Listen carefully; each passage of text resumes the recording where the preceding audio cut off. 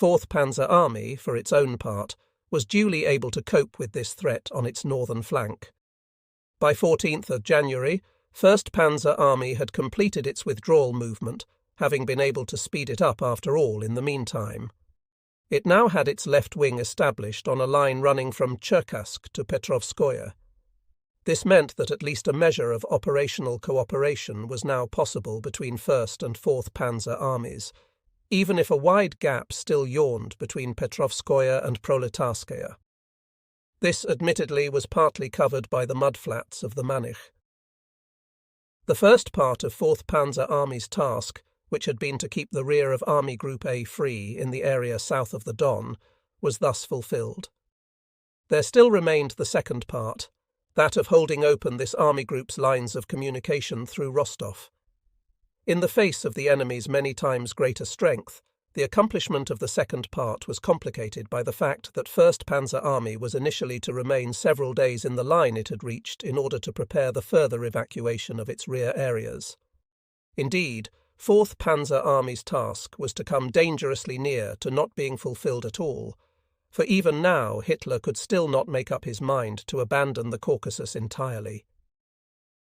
The question of whether 1st Panzer Army was to be pulled back onto the northern bank of the Don, or whether the whole of Army Group A should remain in the Kuban, still hung in the balance.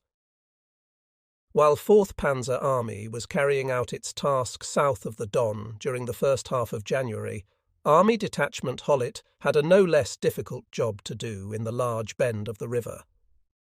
As was stated in the chapter on Stalingrad, the enemy had spent the past few weeks making repeated attacks in infinitely superior strength on the Army Detachment's front along the Chir. At General Hollet's disposal, on a front extending some 125 miles from the Don at Nizhny-Chirskaya as far as Kamensk-Shakhtinsky, were, and this included the Meath Group, now under command, 4 infantry divisions, 62, 294, 336 and 387, which had already been very badly worn down in the fighting to date. Also helping to hold the front were some alarm units, and, a valuable buttress, these, anti-aircraft units commanded by the seasoned General Stahel. As for the Army Detachment's 2 Luftwaffe field divisions, what little was left of them inevitably had to be incorporated into army formations. The main strength of the Army Detachment was constituted by 6 and 11 Panzer divisions, augmented by the newly arrived 7 Panzer. The badly battered 22 Panzer Division had to be disbanded. With these forces, General Hollet had to prevent the enemy in the north from moving down on the lower reaches of the Don, i.e. into the rear of 4th Panzer Army, and, most important of all, from breaking through to Rostov for as long as 4th Panzer Army and Army Group A were in the area south of the Don. Furthermore, it was the Army Detachment's job to see that the enemy opposite its left wing did not push through to the Donets crossings between Forchstadt and Voroshilovgrad, thereby opening the way to Rostov from the northwest. At the same time, however, the Army Detachment found itself threatened on both flanks, in the west as a result of the disappearance from the battlefield of the Italians, in whose place the Fretta-Pico group was slowly fighting its way back from the Milerovo region towards the Donets, and in the east because several enemy army corps now had crossed the Don, first at Potemkinskaya and then at Tsimlianskaya. They could only be stopped, as was noted earlier, by throwing in N Panzer Division and bending the Meath Group back onto a front facing east from behind the Kagalnik. Like 4th Panzer Army, Army Detachment Hollet reflected firm yet versatile leadership in mastering its task amid heavy fighting and incessant crises. Here too, however, the Army Group assumed ultimate responsibility by ordering it, at great, if not immediate, risk to the spots thus laid bare, to bunch its armour together for short offensive thrusts. The fact that the Army Detachment succeeded in finally halting the enemy on the Donets, and thereby in saving 4th Panzer Army and Army Group A from being cut off south of the Don, must be ascribed first and foremost, while not forgetting the way its staff handled operations, to the bravery with which the infantry divisions and all other formations and units helping to hold the line stood their ground against the enemy's recurrent attacks. Yet their defence could never have been maintained had not our armoured divisions time and again shown up at danger spots at just the right moment. On one hand, they intervened to ward off the impending encirclement of the army detachment's right wing as it wheeled back onto the Kogalnik, and later to intercept a threatened breakthrough in that sector. On the other, they surprised the enemy by driving straight into his assembly positions as he was about to attack the army detachment's northern front forward of the Donets. While it was the business of the army detachment itself to mount such close counterblows as part of its defensive role, the actual responsibility for risking them usually lay with the army group. The latter had to relieve the army detachment of responsibility for any emergencies which might arise whenever, on army group instructions, it concentrated its armour in one spot and thereby imperilled the remaining sectors of the front. By the middle of January 1943, the operational situation on the southern wing of the Eastern Front had come to a head. Its seeds had been laid in the late autumn of 1942, when our military command had allowed the front to solidify into a line which was operationally untenable from a long-term point of view. What had clearly been shaping up since Christmas week 1942, when the last opportunity for Sixth Army to break out was missed, had now come to pass. Only the desperate struggle waged by the German fighting troops and command staffs had so far staved off an even worse crisis. Sixth Army was doomed. The best it could do now, with what little strength it still possessed, was to render its comrades in the Don Bend and the Caucasus the last supreme service of tying down strong enemy forces for just a short while longer. It was clear that after the loss of Sixth Army, the Caucasus region could not even be held on a reduced scale. Now, however, thanks to the doggedness and dexterity with which 4th Panzer Army had been fighting in the area south of the Don, there was at least a chance that when the Caucasus went, Army Group A need not be lost with it. Its eastern wing, which had been in the greatest danger of all, was now safely retracted, and even though 1st Panzer Army was still 190 miles from the river crossing at Rostov, it was nonetheless out of the mountains and no longer threatened from the rear. If things came to the worst, it could fight its own way back from now on. In the area between the Don and Donets, it had so far been possible to deny the enemy access to Rostov and prevent him from closing the trap from the north behind the three armies standing south of the lower arm of the Don. But it was evident that neither Army Detachment Hollet nor the Freta-Pico Group, now fighting around Milerovo and consisting of HQ 30 Corps with 3 mountain and 304 infantry divisions under command, could prevent the enemy from crossing the Donets upstream from Kamensk-Shakhtinsky once he was strong enough to reach so far round to the west. From then on, he would be at liberty to drive on Rostov from the northwest or straight down to the Sea of Azov. Worst of all, about this time the Army Group B sector held by the Hungarian army on the Middle Don collapsed before a fresh enemy offensive. The connecting front in the north was also caught up in the disaster. Army Group B wanted to take its forces back behind the Adar as far up as Starobielsk, which meant leaving open the Donets downstream from Voroshilovgrad. For all practical purposes, however, this wing of the Army Group was to cease to exist within a few days. A wide gap opened up from Voroshilovgrad to the north, in which only isolated German battle groups of Army Group B were offering desperate local resistance. The Hungarians, like the Italians, had disappeared from the battlefield. It seemed certain that OKH could not hope to plug this hole with the reserves now on the way. In any case, as far as Don Army Group was concerned, the time had obviously come to leapfrog strong forces from the area south of the Don to the Middle Donets if the enemy were to be prevented from tying off Don Army Group and Army Group A. The German Supreme Command still did not agree, however. Either it was unable to foresee what turn events would inevitably take if nothing effective were done to make us strong in the crucial area between the Donets and Lower Dnieper, or it simply would not see the dangers of the situation. Hitler was still not disposed to give up the Caucasus region. He still thought he could somehow maintain a front south of the Don, which would at least safeguard his possession of the Maikop oil fields. His minimum requirement was the retention of an extensive bridgehead in the Kuban, from which he proposed at a later date to renew his grab for the Caucasus oil. And so, in the weeks that followed, our army group was compelled to continue its desperate struggle on both sides of the Don in the interest of a systematic withdrawal of Army Group A.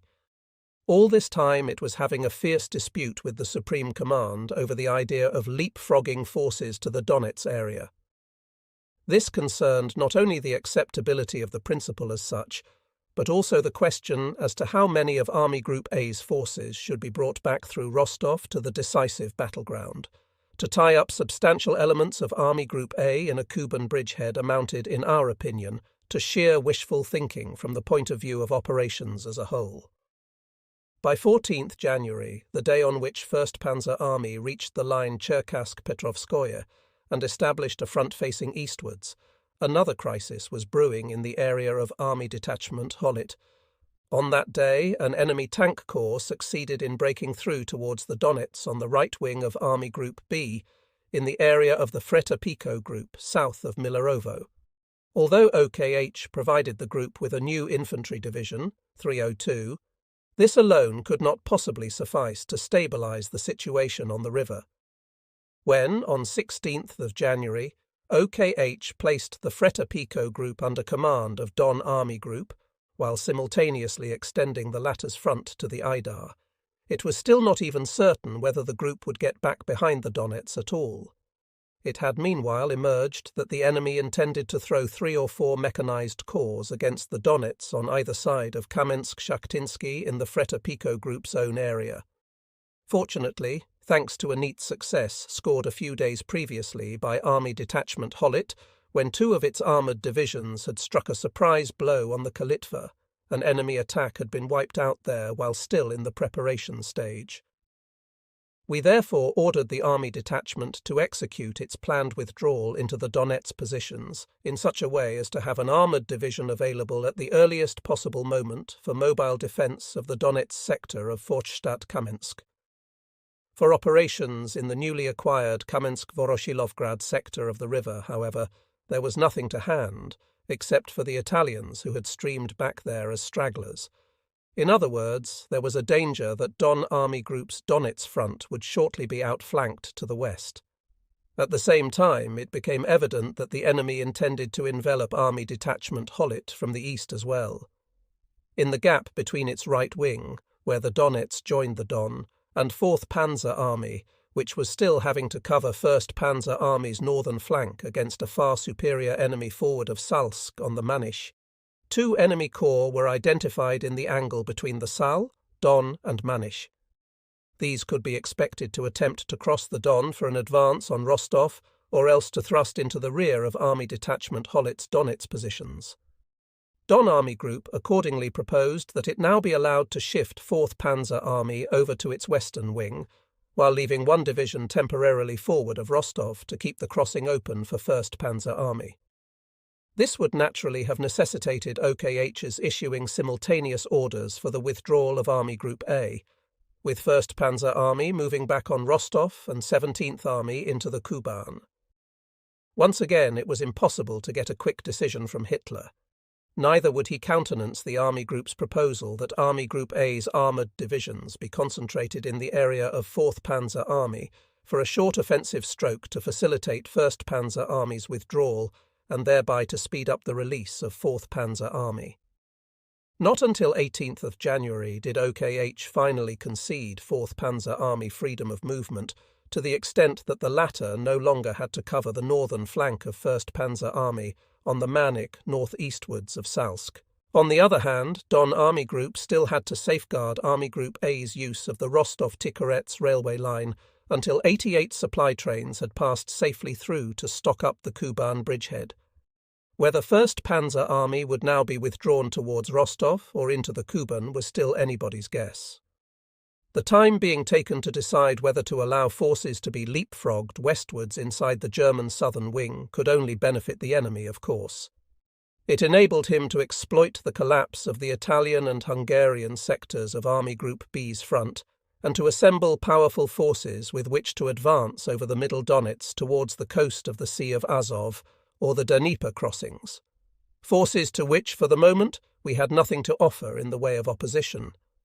The enemy was also given opportunity to concentrate his formations for a direct assault on Rostov and to envelop Army Detachment Holit's western wing through Voroshilovgrad.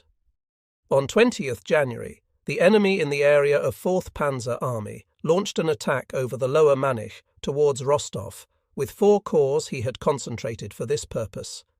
His tanks reached the Rostov airfield, though 16 Panzer Division, which 4th Panzer Army had thrown over to this northern wing, had been delaying the enemy's progress between the Don and Manich by repeated thrusts into his flank from the southern bank of the latter.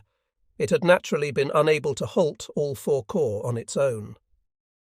By simultaneously attacking the Army's 57 Panzer Corps, which was now gradually falling back on Rostov from the middle Manich, the enemy endeavoured to detain 4th Panzer Army's main forces forward of Rostov until he had possession of the Rostov crossing in their rear. Furthermore, the enemy was hitting hard at the front of Army Detachment Holit. Here, too, he obviously aimed to pin down our forces until he had encircled them by the capture of Rostov and an envelopment movement across the middle Donets. By launching these attacks against General Meath's corps in the angle between the Don and Donets, as well as on either side of Kamensk, he was presumably also trying to prevent the release of any forces from this front, which could be thrown against him on the middle Donets. Once again, the army group's problem was which threat to tackle first.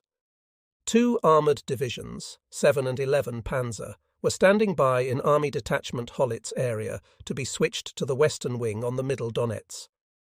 But however great the danger there might become in the long run, the army group felt it was even more urgent at this moment to avert the threat to Rostov. Everything possible had to be done to get not only 4th, but at least the whole of 1st Panzer Army back through the city. Otherwise, there would not be the slightest prospect of ever assembling sufficient forces on the army group's western wing to counteract the danger of the entire southern wings being surrounded on the seacoasts. For this reason, Don Army Group resolved that, in order to prevent the capture of Rostov, the 2 above-named armoured divisions should in the first instance be used to deliver a sharp blow at the enemy attacking over the lower Manich in the direction of the city. However, because of petrol shortage, all the supply trains at that time were going to the Kuban bridgehead by way of Rostov, and the impossibility of obtaining air support for our attack under the prevailing weather conditions, this counterblow took longer to effect than was admissible in the existing situation. For time was pressing more and more. Since 6th Army's resistance was now coming to an end, we had to expect to have most of the enemy's Stalingrad forces about our ears within 2 or 3 weeks. I had already told General Zeitzler on 22nd January that I should not be surprised to see them turn up in the Starobielsk area, i.e. in the broad gap between Don Army Group and Army Group B. The same day, Hitler finally decided that a part, at least, of 1st Panzer Army should not be taken into the Kuban bridgehead, but be brought back through Rostov, that is, into what was later to be the decisive battleground. This, though only a compromise solution in our own eyes, was nonetheless welcome in the sense of the Army Group's own conception of operations. It was, however, of the utmost importance that this withdrawal should be performed at maximum speed, so that 4th Panzer Army, in its turn, could be transferred to the Army Group's western wing at the earliest possible moment. The rapidity of 1st Panzer Army's withdrawal through Rostov depended entirely on the ability of Army Group A's other components to adapt their speed of movement accordingly. Yet it was clear that even now the Army Group was still unable to increase its speed to the extent the situation demanded. I have never been able to elicit a satisfactory reason for this. At all events, 1st Panzer Army maintained after coming under my command that had it not been repeatedly halted on instructions from above, it could in fact have moved much more smartly from the very start. Both Army Group A and OKH disputed this.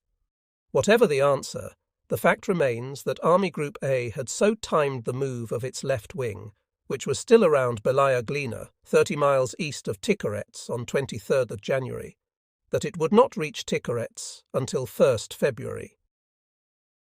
On 23rd January, Don Army Group came into another legacy. this time the southern part of Army Group B's front between the Donets and Starobielsk. As usual, the liabilities far outweighed everything else. They consisted of about 40 extra miles of front and at least 3 enemy corps now on the advance in that sector, one of them armoured and the other mechanized. The only asset we acquired, now that the Italians could no longer be counted upon, was 19 Panzer Division, at that moment located around Starobielsk. The very next day, however, it was forced to yield Starobielsk to the enemy. It was an exceptional achievement on the part of this valiant division, so outstandingly led by Lieutenant General Postel, that it was ever able to fight a way through to the west at all. The enemy's action in swinging south across the Donets was something it could not prevent. On 24th of January, Hitler decided that if possible the whole of 1st Panzer Army should be withdrawn through Rostov from now on. Since its southern wing was still at Armavir, this naturally meant tying down 4th Panzer Army south of the Don even longer in order to keep Rostov open. Whether the army could still be thrown over to the western wing of the army group in time thus became increasingly doubtful. There were nonetheless 2 gratifying facts to record. Army Group A, which had been understandably reluctant to see one of its armies disappear across the Don, had realized after all that its own fate too would be decided on the Donets and not in the Kuban. Besides, it was becoming more and more unlikely that a force of any strength in the Kuban could be supplied across the Straits of Kerch. Henceforth, Army Group A, as well, came out in favour of withdrawing the largest possible number of forces through Rostov. The second fact was that on 25th of January, the above-mentioned attack of 2 of our armoured divisions on the enemy advancing across the lower Manich finally produced the success we had hoped for. With that, the immediate threat to the Rostov crossings was eliminated for the time being. Instead, the situation on 4th Panzer Army's southern wing took another critical turn. Bringing up fresh forces, which appeared to have been drawn from the Soviet armies pressing after Army Group A, the enemy attempted to get between 4th Panzer Army and the northern wing of 1st Panzer Army in order to envelop the former from the south and force the latter away from Rostov. Don Army Group accordingly presented Army Group A with a final demand that it should join in this battle with an armoured division and also step up 1st Panzer Army's withdrawal on Rostov with every means at its disposal.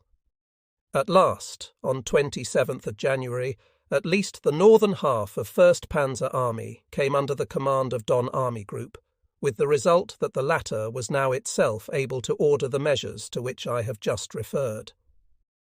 At the same time, since 4th Panzer Army still had to keep the Rostov crossing open for the time being, Don Army Group decided that HQ, 1st Panzer Army, which could be released sooner south of the Don, should be the first to move over to the Middle Donets. It was to be followed there by its divisions as they were fed through Rostov, as well as by forces of 4th Panzer Army as they became available. By 31st January, things had reached a point where 1st Panzer Army could be expected to come back through Rostov, though whether it would arrive at the Donets in time to stop the enemy breaking across the river to the seacoast was quite another matter. The unfortunate thing was that even now not all of the army's formations could be got to the decisive battleground. Thanks to Hitler's hesitation in deciding whether to bring the army back towards Rostov or to move it into the Kuban, 50 Division, one of the well-tried formations of the former Crimean Army, had not been in time to join in the move to Rostov and had gone over to 17th Army. Furthermore, after days of indecision, Hitler at the last moment reallocated 13 Panzer Division to Army Group A for use in the Kuban after we had striven to the last to preserve a gap through which to slip it to Rostov. Thus, both these divisions were withheld from the crucial battleground, while some 400,000 men lay virtually paralysed in the Kuban. Admittedly, the latter served to tie down the powerful enemy forces who were vainly striving to do away with the bridgehead, but they never achieved the operational effect which Hitler sought, and ultimately the enemy was left free to decide what size of force he should leave there. Not even Hitler's argument that a large force must be kept in the Kuban in order to deny the enemy the naval port of Novorossiysk held any water. He still had to give it up in the end. On 29th of January, our headquarters moved from Taganrog, where it had gone on the 12th, to Stalino, as the army group's main point of effort now had to shift from the Don to the Donets. During the battles in and south of the large bend of the Don, the aim of which had been to cover the withdrawal of Army Group A from the Caucasus, but in which the larger issue was whether the German southern wing could be preserved at all, a fresh problem was already emerging. The question was whether this southern wing would be able to maintain the Donets area. This area, which lies between the Sea of Azov, the Don estuary, and the lower and middle Donets, and is roughly bounded in the west by the line Mariupol-Krasnoarmyskoye Isium, had played a fundamental part in Hitler's operational calculations as far back as 1941, for he considered possession of it to be of vital importance to the outcome of the war. On the one hand, he contended that we should not get through the war economically without its vast coal deposits, while on the other, he considered that the loss of these had dealt a telling blow to the Soviet war effort. Donets coal, he declared, was the only kind the Russians had, at least in European Russia, that was suitable for coking, and sooner or later the lack of it must paralyse their tank and munitions production. While I do not propose to discuss the pros and cons of these assertions, the fact remains that the Russians managed to produce thousands of tanks and millions of shells in the years 1942-3 without recourse to this Donets coal. The real question was whether we could remain the military masters of the Donets basin or not. From the point of view of our war economy, it was unquestionably desirable that we should retain it, with the one qualification that while we extracted substantial quantities of Donets coal for our own use, all the bunker coal for the railway supplying this vast territory had to be brought out from Germany because Donets coal did not suit our locomotives. As the Reichsbahn had to run several coal trains a day to cover its own requirements, the proportion of troop trains fell off accordingly. Be that as it may, Hitler maintained that the German war economy could not possibly do without the Donets basin. A year later, he said exactly the same thing about the manganese output of Nikopol. And yet our possession of the area was in doubt from the moment the Hungarian front collapsed south of Voronezh, throwing open the enemy's road to the Donets and across it to the Dnieper crossings, or the Sea of Azov. The first time the question of our fighting to hold the Donets basin came up was in a telephone conversation I had with General Zeitzler on 19th of January. He wanted to hear my views on the subject, having broached it to Hitler, albeit without success, the day before. This was the day on which the danger appeared of a breach in the whole front from Voroshilovgrad to Voronezh. I told Zeitzler that however important this area might be, even from the economic point of view, the question was relatively simple to answer. If it were to be retained in its entirety, strong forces must be assembled with a minimum delay and as far east as was feasible, forward of Kharkov, if possible. Should we be unable to do this because it was thought that Central and Northern Army groups could not spare any more forces, because the new drafts at home were not ready, because OKW would not release any forces from other fronts, or finally because such a sudden deployment would be too much for the railways in their present state, we should simply have to accept the consequences. The southern wing of the German armies could not close the gap with its own forces if it remained on the lower Don. Nor could it go on fighting there in isolation if the expected reinforcements took a long time to arrive and deployed far to the rear, i.e. out of all relation to the operations of the southern wing. The battle being fought by the southern wing and the deployment of the new forces must be so attuned to one another in a spatial sense as to become operationally coherent. Either the new forces must be made to deploy swiftly and relatively far to the east, in which case it would be possible for the army group to remain on the lower Don and Donets, or else they could not, and the army group would have to be pulled back to join them. If one of these two courses were not taken, the enemy would have an opportunity to cut off the whole southern wing before any reinforcements could make their presence felt. General Zeitzler agreed with me. It was certain in any case that the SS Panzer Corps due to assemble around Kharkov by the middle of February would not have the necessary strength to close the gap now being torn open from Voroshilovgrad to Voronezh. nor could it be made operational in time to launch an offensive thrust north of the Donets for the purpose of freeing the flank of the southern wing in the event of its remaining on the lower Don and Donets. The next few days served to increase the Army Group's alarm at the trend of events in its deep flank. As early as 20th January, we had noticed 2 enemy corps trying to outflank the Army Group's left wing, the Fretapico Group at Kamensk, by a movement in the direction of Voroshilovgrad. At the same time, the enemy was feeling his way forward against the Italian remnants behind the Donets east of Voroshilovgrad. Otherwise, his main forces apparently aimed to drive west on Starobielsk in the first instance, obviously with the object of gaining some initial elbow room. As soon as the enemy had attained these aims, however, it could be assumed that he would not only strive to envelop the Fretapico Group, but also, by throwing strong forces further round to the west, to advance over the Donets towards the Dnieper crossings or the coast of the Sea of Azov. Only 4 days later, on 24th of January, there were already reports of enemy cavalry south of the Donets in the region of Voroshilovgrad, though it was always possible that a false alarm had been sounded by some jumpy town major in a rear area. On 31st January, I sent OKH a teleprinter message restating my views on the problem of holding the Donets Basin. The prior condition for retaining it, I said, was that a timely attempt be made from the direction of Kharkov to relieve the pressure on us, and that the enemy in the area northeast of the city be beaten before the muddy season set in. If, as unfortunately seemed to be the case, neither of these should prove practicable, there would be no possibility of holding the basin, at least not to its full extent in the east. Any attempt to remain on the lower Don and Donets would thus be a mistake from the operational point of view. A second factor which must not be overlooked, I went on, was that our present forces would not alone suffice to hold the whole Donets area if, as seemed certain, the enemy were to bring up further reinforcements from the Caucasus and Stalingrad. It was just not good enough to pin one's hopes on the enemy's becoming exhausted, great though his losses might well have been in attacks on German troops, or on his operations being brought to a premature halt by difficulties of supply. These were the arguments which Hitler constantly produced to General Zeitzler whenever the latter drew his attention, on the strength of the basically accurate intelligence reports he received from us, to the tremendous numerical superiority of the enemy.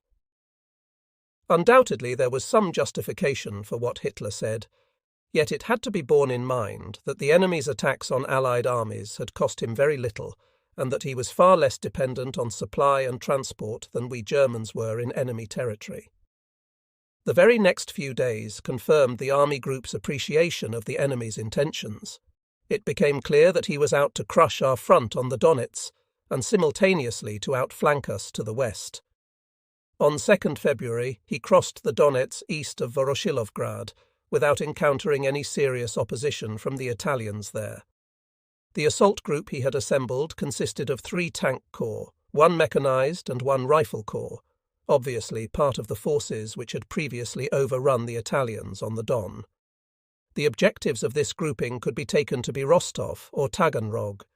After ejecting 19 Panzer Division from Starobielsk, the enemy had swung another strong force of 3 or 4 tank corps and a rifle corps southwest against the line Slaviansk, Lysychansk. It was plain that he planned a movement to outflank our wing further west. This, if one ignored the residue of Italians, he could expect to find around or even east of Voroshilovgrad. Except for the measures the Army Group was able to take in its own sphere of command, with the ultimate object of flinging 1st Panzer Army over to the Middle Donets. Therefore, the period following the end of January was taken up with wrangles between the Army Group and OKH on how to proceed with the operations as a whole. As has been stated, I had already emphasized to General Zeitzler on 19th of January that the whole of the Donets Basin could only be held on condition that strong forces intervened swiftly and effectively from the Kharkov direction. As no prospect of this existed, I asked for permission to reduce the echeloning of our eastern wing at least far enough to release the forces which the Army Group would need if it were to prevent the amputation of the southern wing with its own resources and the reinforcements it had been promised. We had already dispatched 1st Panzer Army to the Middle Donets to counteract the threat of envelopment that had now become acute there. What had to be done now was to get 4th Panzer Army too, out of the balcony on the lower Don and Donets. This was the only timely way to meet the danger of an enemy attempt to cut us off from the Dnieper crossings by advancing across the Isium-Slaviansk line. Further up the Don, moreover, the enemy must always be expected to bring even more troops over the river towards the lower Dnieper than had already been reported at Slaviansk.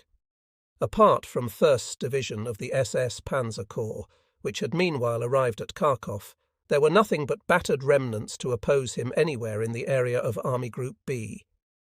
These alone could not prevent him from wheeling into our deep flank. But 4th Panzer Army could only be released if a considerable reduction were made in the length of the Army Group front. Instead of continuing to hold the extensive arc formed by the lower Don and the Donets from Rostov as far as the region west of Voroshilovgrad, the right wing of the Army Group must be taken back, as it were, onto the string of the bow. This string was the system of defences which the German southern wing had held in 1941 after the first withdrawal from Rostov. A line running behind the Mius and continuing northwards as far as the Middle Donets. Taking the front back into this position naturally meant abandoning the eastern part of the Donets coalfields. In order to justify this withdrawal, I made an attempt to bring home my conception of the long-term conduct of military operations to the Supreme Command. The following is roughly how I expressed it in a teleprinter message addressed for Hitler's personal attention. To hold the Don Donets salient for any length of time was not possible, even in a purely defensive context, with the forces at the Army Group's disposal. In the event of the Supreme Command's having to remain on the defensive in 1943 on account of the loss of 6th Army and its 20 divisions, an all-out attempt to defend the entire Donets Basin would mean committing all the forces there that could possibly be made available. That, however, would give the enemy a free hand to take the offensive with far superior forces at any point he cared to pick on the remainder of the front, while the present danger was that Don Army Group would be bottled up on the Sea of Azov and Army Group A consequently lost in the Kuban. We could safely assume that even if this could be avoided and the whole Donets area held, the enemy's later aim would be to encircle the whole southern wing of the Eastern Front on the Black Sea. If, on the other hand, the Supreme Command felt able to seek a solution by renewed offensive action in 1943, it could again only do so on the southern wing, but on no account from out of the Don Donets salient because of the now familiar supply difficulties and the flanking threat to which any attack from this balcony projection would be exposed from the outset.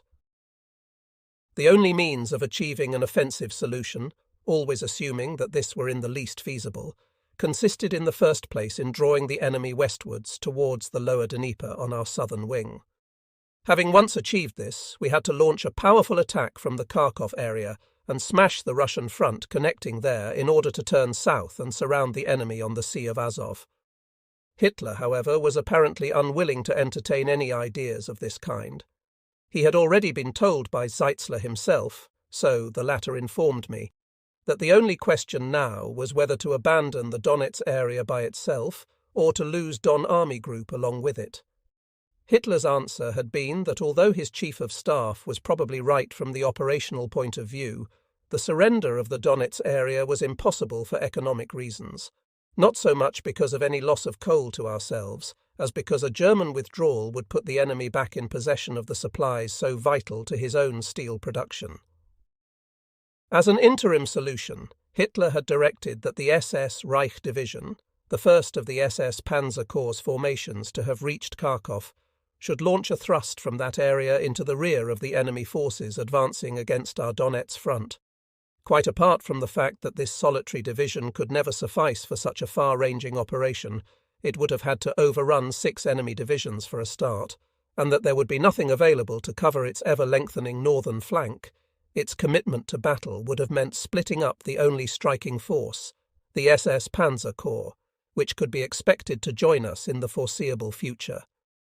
If it came to that, the Reich Division was no longer free for such an operation, Army Group B having already had to throw it in to meet the rapid advance of the Soviets towards Kharkov.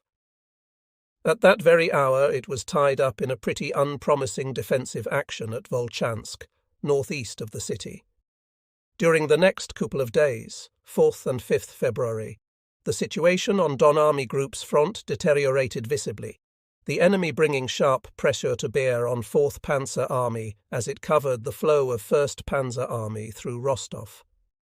Two armies from his former Caucasus front, 44th and 58th, had now joined the three already facing 4th Panzer Army, a sure sign that the threat which Army Group A's 17th Army in the Kuban was supposed to constitute in the flank of the Russians had not deterred them from transferring substantial forces to the decisive battleground. Before long, Don Army Group would have to expect a massed attack on both Rostov itself and the Don front, each side of Novocherkassk. In addition, a strong motorized force was found to be moving from Stalingrad towards the Don. On the Army Group's left wing, too, the situation was becoming increasingly grave. East of Voroshilovgrad, 6th Panzer Division, which Army Detachment Hollit had rushed up to the Middle Donets in pursuance of the Army Group order of 14th of January, had not succeeded in flinging the enemy back across the river. All it could do for the time being was to bottle him up in the bridgehead he had gained there. Further west, the enemy had been able to cross the Donets on a broad front, there being practically no forces whatever to defend it. He was now outside Slavyansk and had taken Izium. Even now, therefore, it appeared doubtful whether the withdrawal of Army Detachment Hollit into the Mius positions would still be at all feasible. The Army Group had intended to have it on the Novocherkassk-Kamensk line by 5th of January, but in fact it had been tied down on the Don and Donets through Hitler's refusal to let us take the front back to the Mius. If the enemy were to push swiftly southeastwards from Slavyansk, he would unhinge the Mius defences from the start. Even though HQ 1st Panzer Army and the forces we had allocated to it were by this time on the road from Rostov to the Middle Donets, it would inevitably be several days yet before the army could take an effective hand there. What made things worse was that the saturated roads in the coastal area greatly hampered the progress of the armoured divisions, whereas the ground further north was still frozen solid and in no way affected the Russians' mobility. In view of these ominous developments, the Army Group not only renewed its call for an immediate withdrawal of its right wing to the Mius, but also presented OKH with a series of specific demands which were intended to underline the perilousness of the situation. It called for the concentration of 7 AA Division, which was engaged on anti-aircraft defence in the communications zone, to provide both air and ground protection for the supply route running through Dnepropetrovsk. It called for the immediate preparation of an airlift in case the enemy were to cut its rear communications. It called for a ruthless increase in the transport capacity of the railway at the expense of supplies to Army Group B, which had hardly any more troops to feed anyway. It demanded that unless the promised attack by the SS Reich Division had achieved complete success, which must mean reaching Kupiansk by 6th of February, the SS Panzer Corps should attack south of the Donets towards Isium as soon as the increase in troop trains enabled it to assemble around Kharkov. Finally, the Army Group called for the immediate transfer of the combat troops of 13 Panzer Division and 2 infantry divisions of 17th Army to the lower Dnieper, where they would be furnished with new weapons and take over the B-echelon transport and supply columns of 6th Army located there. Even if Hitler shut his eyes to our more long-term view of operations, these demands would in any case bring the urgency of the position home to him. And sure enough, as a result of this teleprinter message, a Condor aircraft touched down on our airstrip on 6th of February to fetch me to General Headquarters for an interview with Hitler. His decision to give me a personal hearing may have been partially due to a visit paid to us at the end of January by his senior military assistant Schmundt, to whom we had expressed our views very forcibly on the present situation and the way in which things were being handled at the top. While the present danger was that Don Army Group would be bottled up on the Sea of Azov, and Army Group A consequently lost in the Kuban, we could safely assume that even if this could be avoided and the whole Donetsk area held, the enemy's later aim would be to encircle the whole southern wing of the Eastern Front on the Black Sea. If, on the other hand, the Supreme Command felt able to seek a solution by renewed offensive action in 1943, it could again only do so on the southern wing, but on no account from out of the Don-Donetsk salient because of the now familiar supply difficulties and the flanking threat to which any attack from this balcony projection would be exposed from the outset. The only means of achieving an offensive solution, always assuming that this were in the least feasible, consisted in the first place in drawing the enemy westwards towards the lower Dnieper on our southern wing. Having once achieved this, we had to launch a powerful attack from the Kharkov area and smash the Russian front connecting there in order to turn south and surround the enemy on the Sea of Azov. Hitler, however, was apparently unwilling to entertain any ideas of this kind. He had already been told by Seitzler himself, so the latter informed me, that the only question now was whether to abandon the Donetsk area by itself or to lose Don Army Group along with it. Hitler's answer had been that although his chief of staff was probably right from the operational point of view, the surrender of the Donetsk area was impossible for economic reasons, not so much because of any loss of coal to ourselves, as because a German withdrawal would put the enemy back in possession of the supplies so vital to his own steel production. As an interim solution, Hitler had directed that the SS Reich Division, the first of the SS Panzer Corps formations to have reached Kharkov, should launch a thrust from that area into the rear of the enemy forces advancing against our Donetsk front. Quite apart from the fact that this solitary division could never suffice for such a far-ranging operation, it would have had to overrun 6 enemy divisions for a start, and that there would be nothing available to cover its ever-lengthening northern flank. Its commitment to battle would have meant splitting up the only striking force, the SS Panzer Corps, which could be expected to join us in the foreseeable future. If it came to that, the Reich Division was no longer free for such an operation, Army Group B having already had to throw it in to meet the rapid advance of the Soviets towards Kharkov. At that very hour, it was tied up in a pretty unpromising defensive action at Volchansk, northeast of the city. During the next couple of days, 4th and 5th February, the situation on Don Army Group's front deteriorated visibly, the enemy bringing sharp pressure to bear on 4th Panzer Army as it covered the flow of 1st Panzer Army through Rostov. 2 armies from his former Caucasus front, 44th and 58th, had now joined the 3 already facing 4th Panzer Army, a sure sign that the threat which Army Group A's 17th Army in the Kuban was supposed to constitute in the flank of the Russians had not deterred them from transferring substantial forces to the decisive battleground. Before long, Don Army Group would have to expect a massed attack on both Rostov itself and the Don front each side of Novocherkassk. In addition, a strong motorized force was found to be moving from Stalingrad towards the Don. On the Army Group's left wing, too, the situation was becoming increasingly grave. East of Voroshilovgrad, 6th Panzer Division, which Army Detachment Hollet had rushed up to the Middle Donetsk in pursuance of the Army Group order of 14th of January, had not succeeded in flinging the enemy back across the river. All it could do for the time being was to bottle him up in the bridgehead he had gained there. Further west, the enemy had been able to cross the Donetsk on a broad front, there being practically no forces whatever to defend it. He was now outside Slavyansk and had taken Isium. Even now, therefore, it appeared doubtful whether the withdrawal of Army Detachment Hollet into the Mius positions would still be at all feasible. The Army Group had intended to have it on the Novocherkassk-Kamensk line by 5th of January, but in fact it had been tied down on the Don and Donetsk through Hitler's refusal to let us take the front back to the Mius. If the enemy were to push swiftly southeastwards from Slavyansk, he would unhinge the Mius defences from the start.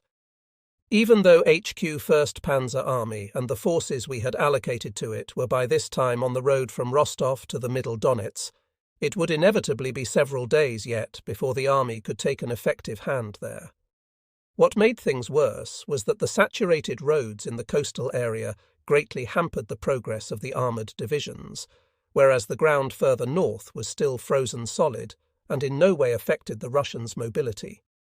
In view of these ominous developments, the army group not only renewed its call for an immediate withdrawal of its right wing to the Meuse, but also presented OKH with a series of specific demands which were intended to underline the perilousness of the situation. It called for the concentration of 7th LA Division, which was engaged on anti-aircraft defense in the communications zone, to provide both air and ground protection for the supply route running through Dnipropetrovsk.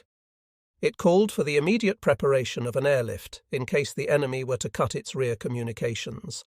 It called for a ruthless increase in the transport capacity of the railway at the expense of supplies to Army Group B, which had hardly any more troops to feed anyway. It demanded that unless the promised attack by the SS Reich Division had achieved complete success, which must mean reaching Kupiansk, by 6th of February, the SS Panzer Corps should attack south of the Donets towards Isium as soon as the increase in troop trains enabled it to assemble around Kharkov. Finally, the army group called for the immediate transfer of the combat troops of 13 Panzer Division and 2 infantry divisions of 17th Army to the lower Dnieper, where they would be furnished with new weapons and take over the B-echelon transport and supply columns of 6th Army located there. Even if Hitler shut his eyes to our more long-term view of operations, these demands would in any case bring the urgency of the position home to him. And sure enough, as a result of this teleprinter message, a Condor aircraft touched down on our airstrip on 6th February to fetch me to General Headquarters for an interview with Hitler. His decision to give me a personal hearing may have been partially due to a visit paid to us at the end of January by his senior military assistant Schmundt, to whom we had expressed our views very forcibly on the present situation and the way in which things were being handled at the top. The conference of 6th of February 1943 between Hitler and myself made it possible to forestall the disaster threatening to overtake the German southern wing and to give the Supreme Command one more chance at least to obtain a stalemate in the east. Hitler opened the talks, as I have already reported in the chapter on Stalingrad, with an unqualified admission of his exclusive responsibility for the fate of 6th Army, which had met its tragic end a few days previously. At the time, I had the impression that he was deeply affected by this tragedy, not just because it amounted to a blatant failure of his own leadership, but also because he was deeply depressed in a purely personal sense by the fate of the soldiers who, out of faith in him, had fought to the last with such courage and devotion to duty. Yet later on I came to doubt whether Hitler had any place whatever in his heart for the soldiers who put such boundless trust in him and remained true to him till the end. By then I wondered if he did not regard all of them, from field marshal down to private soldier, as mere tools of his war aims. Be that as it may, this gesture of Hitler's in assuming immediate and unqualified responsibility for Stalingrad struck a chivalrous note. Whether deliberately or unconsciously, he had thus shown considerable psychological skill in the way he opened our discussion. He always did have a masterly knack of adapting his manner to his interlocutor. For my own part, I had made up my mind to discuss 2 questions with him. The first was that of the future conduct of operations in my own area, which depended on getting Hitler's consent to the abandonment of the eastern part of the Donets Basin. It was essential to elicit this from him that very day. The second question I wished to bring up was that of the Supreme Command, i.e. the form in which it had been exercised by Hitler ever since the dismissal of Field Marshal Brauchitsch. The outcome of this style of leadership, Stalingrad, gave me adequate reason for raising it. To dispose of the second question first, let me say quite briefly that no satisfactory conclusion was reached. Realizing that a dictator like Hitler would never bring himself to resign as Commander-in-Chief, I tried to get him to accept a solution which would not damage his prestige and yet guarantee a salutary military leadership for the future. I asked him to ensure the uniformity of this leadership by appointing one Chief of Staff whom he must trust implicitly, and at the same time vest with the appropriate responsibility and authority. But Hitler was clearly not willing to treat the matter impartially. He kept resorting to the personal aspects of the case, complaining of the disappointments he had suffered with Verse Blomberg, the war minister, and even with Verbrauchitsch. He quite bluntly declared, moreover, that he could not possibly put anyone in a position that would virtually set him above Göring, who would never subordinate himself to the guidance of a chief of staff, even if the latter were acting in Hitler's name. Whether Hitler was really reluctant to offend Göring, or merely used this as a pretext, I cannot say. This brings us back to the first question, that of the future of operations in the area of Don Army Group. I began by giving Hitler a picture of the Army Group's present situation and went on to list the conclusions to be drawn from it. I pointed out that our forces would on no account suffice to hold the area of the Don and Donets. However highly Hitler cared to rate its value to either side, the only real question was whether, in trying to hang on to the whole of the Donets basin, we wanted to lose the latter plus Don Army Group, and in due course Army Group A as well, or whether, by abandoning part of it at the right moment, we could avert the catastrophe that threatened to overtake us. Passing on from these manifest aspects of the present situation, I endeavoured to make Hitler see what would inevitably happen later if we persisted in remaining in the Don Donets balcony. The enemy would be free, now that Army Group B was almost completely out of action, to turn the strong forces advancing through the latter's area down towards the lower Dnieper or the coast, and thus to cut off the entire southern wing. What happened down on this southern wing, I emphasized, would decide the outcome of the whole war in the east. It was certain that the enemy would continue to draw on his still strong reserves, particularly from around Stalingrad, to ensure that his struggle to slice off the German army's southern wing fully achieved its object. For this reason, no counter-thrust by the SS Panzer Corps could be considered adequate to intercept the wide outflanking movement which the enemy would make. He would be quite powerful enough to carry out this envelopment and screen it off to the west around Kharkov simultaneously. Even the sum total of possible German reinforcements would still not be enough to stop this enemy thrust. It was absolutely essential, therefore, that 1st Panzer Army, now on its way to the Middle Donets, should be immediately followed by 4th Panzer Army to intercept the still not acute but nonetheless inevitable threat of an enemy envelopment between the Donets and Dnieper. Only then would it be possible, in cooperation with the approaching reinforcements, to restore the situation on the German southern wing of the Eastern Front, i.e. the entire stretch of front from the coast of the Sea of Azov to the right wing of Central Army Group. Unless 4th Panzer Army were pulled back from the Lower Don, this would not be possible. Yet to take it away from there automatically implied withdrawing from the Don Donets salient into the Mayos positions along its base. There was not a day to lose over this. Indeed, it was already doubtful, thanks to the delay in taking a decision, whether Army Detachment Hollit, now saddled with the defence of the whole front from the coastline to the Middle Donets, would ever get back to the Mius in time. Consequently, I had to receive permission that very day to give up the eastern part of the Donets area as far as the Mius. This statement of mine, to which, incidentally, Hitler listened with the utmost composure, was followed by a dispute on the Donets Basin issue lasting several hours. Even during the second part of our talks, when I discussed the whole problem of leadership with him in private, Hitler kept coming back to it. As was to be my experience on similar occasions, he avoided any real discussion of what I had to say on operational matters. He did not even try to propound a better plan of his own or to refute the assumptions on which I had based my arguments. Nor did he dispute that the situation would develop in the way I felt bound to anticipate. He treated every statement not bearing directly on the most pressing needs of the moment as sheer hypothesis which might or might not become reality. Now, all considerations of an operational nature are ultimately based, especially when one has lost the initiative to the enemy, on appreciations or hypotheses regarding the course of action which the enemy may be expected to take. While no one can prove beforehand that a situation will develop in such and such a way, the only successful military commander is the one who can think ahead. He must be able to see through the veil in which the enemy's future actions are always wrapped, at least to the extent of correctly judging the possibilities open to both the enemy and himself. The greater one's sphere of command, of course, the further ahead one must think, and the greater the distances to be covered and the formations to be moved, the longer is the interval that must elapse before the decision one has taken can produce tangible results. This long-term thinking was not to Hitler's taste, however, at least not in the operational field. Possibly he disliked the prospect of being confronted with conclusions which did not conform to his wishes.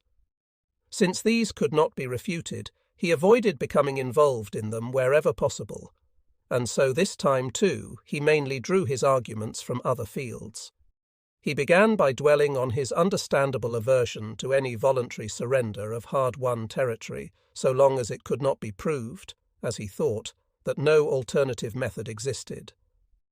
It was a viewpoint which every soldier will appreciate. In my own case, particularly, it went right against the grain on this and so many later occasions, to have to goad Hitler into giving territory up. I should have much preferred to be able to submit plans for successful offensives, instead of for the now inevitable withdrawals. But it is a well-known maxim of war that whoever tries to hold on to everything at once finishes up by holding nothing at all. Another argument which Hitler kept advancing was that any shortening of the front such as I had proposed for the purpose of making additional forces available would release an equivalent proportion of enemy forces which could then be thrown into the scale at a crucial spot. This in itself was also quite a tenable argument. The constantly decisive factor in any such shift of forces, however, is which of the two opponents gains the lead. In other words, which of them is offered the opportunity, by his own timely action, to seize the initiative at the crucial spot and thereafter to dictate his own terms to the more slow-moving enemy, even when the latter is collectively the stronger. In the case of any attempt to hold the Don Donetsk salient, moreover, the excessive length of the fronts virtually cancelled out the superiority in strength usually enjoyed by a defender over his attacker. In conditions of this kind, the attacker has a chance to pierce the overextended front at a spot of his own choosing, using relatively small forces and suffering no great losses. Since the defence lacks reserves, he is able to demolish the whole structure. Hitler also argued that if one fought bitterly for every foot of ground and made the enemy pay dearly for every step he advanced, even the Soviet army's offensive power must one day be exhausted. The enemy had now been attacking for 2.5 months without a break. His losses were high, and he must soon be at the end of his tether. As he drew further away from his starting lines, moreover, his supply difficulties would halt any far-flung outflanking movement he might be planning. There was certainly a great deal of truth in all that Hitler said. Undoubtedly, the enemy had had very big losses, at least when attacking sectors held by the Germans, and these would have made large inroads on his offensive power. Yet he had had correspondingly easy successes in sectors where there was not the stubborn resistance of German troops to contend with. It was also true that the losses of the Soviet troops, the infantry first and foremost, had greatly lowered their quality. Otherwise we could not have held our own against such odds. But however much the enemy division's losses might reduce their combat efficiency, there were always new ones to take their place.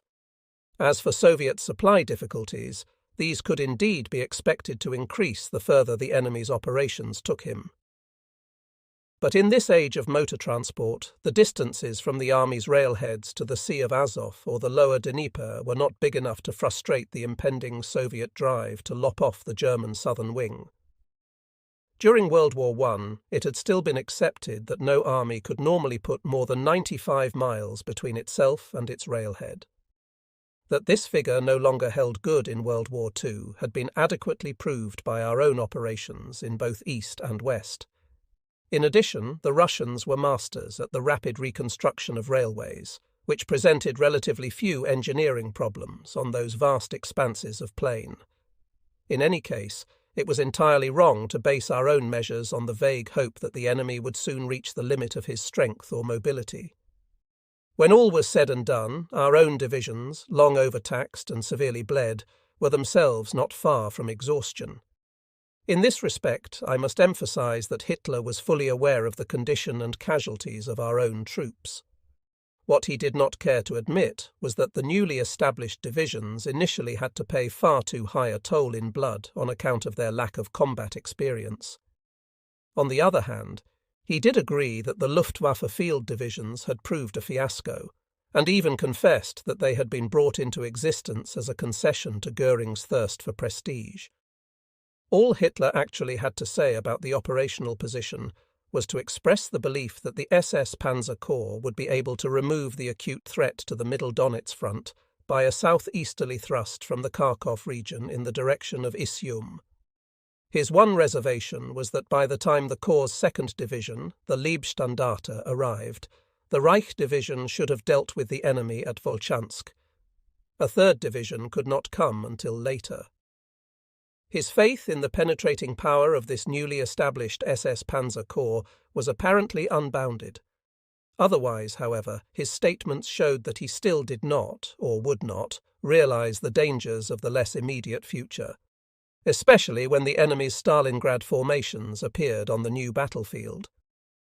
But the most decisive argument repeatedly put forward by Hitler was the present impossibility, as he saw it, of giving up the Donetsk area. He feared the repercussions on Turkey, for one thing. Most of all, he stressed the importance of the Donetsk coal to our own war economy, and the effect on the enemy of continuing to be deprived of it. Only by regaining this coal, he said, would the Russians be able to maintain their steel production and thereby keep up their output of tanks, guns, and ammunition. When reminded that they had turned out plenty of tanks and ammunition to date despite having lost the Donetsk basin, Hitler replied that they were simply living off their existing stocks of steel. If they did not get the coal fields back, he insisted, they could not keep up their previous production, which in turn would prevent them from mounting any more big offensives. Now no one would deny that the enemy must be having production trouble in consequence of the loss of the coking coal and the steel and other plant of the Donetsk basin. One proof, in my own opinion, was the fact that he had so far not succeeded in replacing the mass of the artillery he had lost in 1941. It was this which had enabled us to defend the Patchwork Cheer front earlier on. That winter he did in fact have enough guns to commit an overwhelming concentration of them on limited sectors of front, as, for example, during the 3 successive breakthroughs on the Don, but he obviously still had not enough to equip all his divisions with fully mobile artillery. This discussion on the economic importance of the Donetsk area, by the way, gave Hitler an opportunity to display his quite astonishing knowledge of production figures and weapon potentials. In this conflict of views on the advisability or otherwise of trying to hold on to the Donetsk basin, I was ultimately left with only one trump card in my hand. Shortly before my flight to Lützen, we had had a visit at my headquarters from Paul Pleiger, president of the Reichsvereinigung Kohle, the German coal cartel.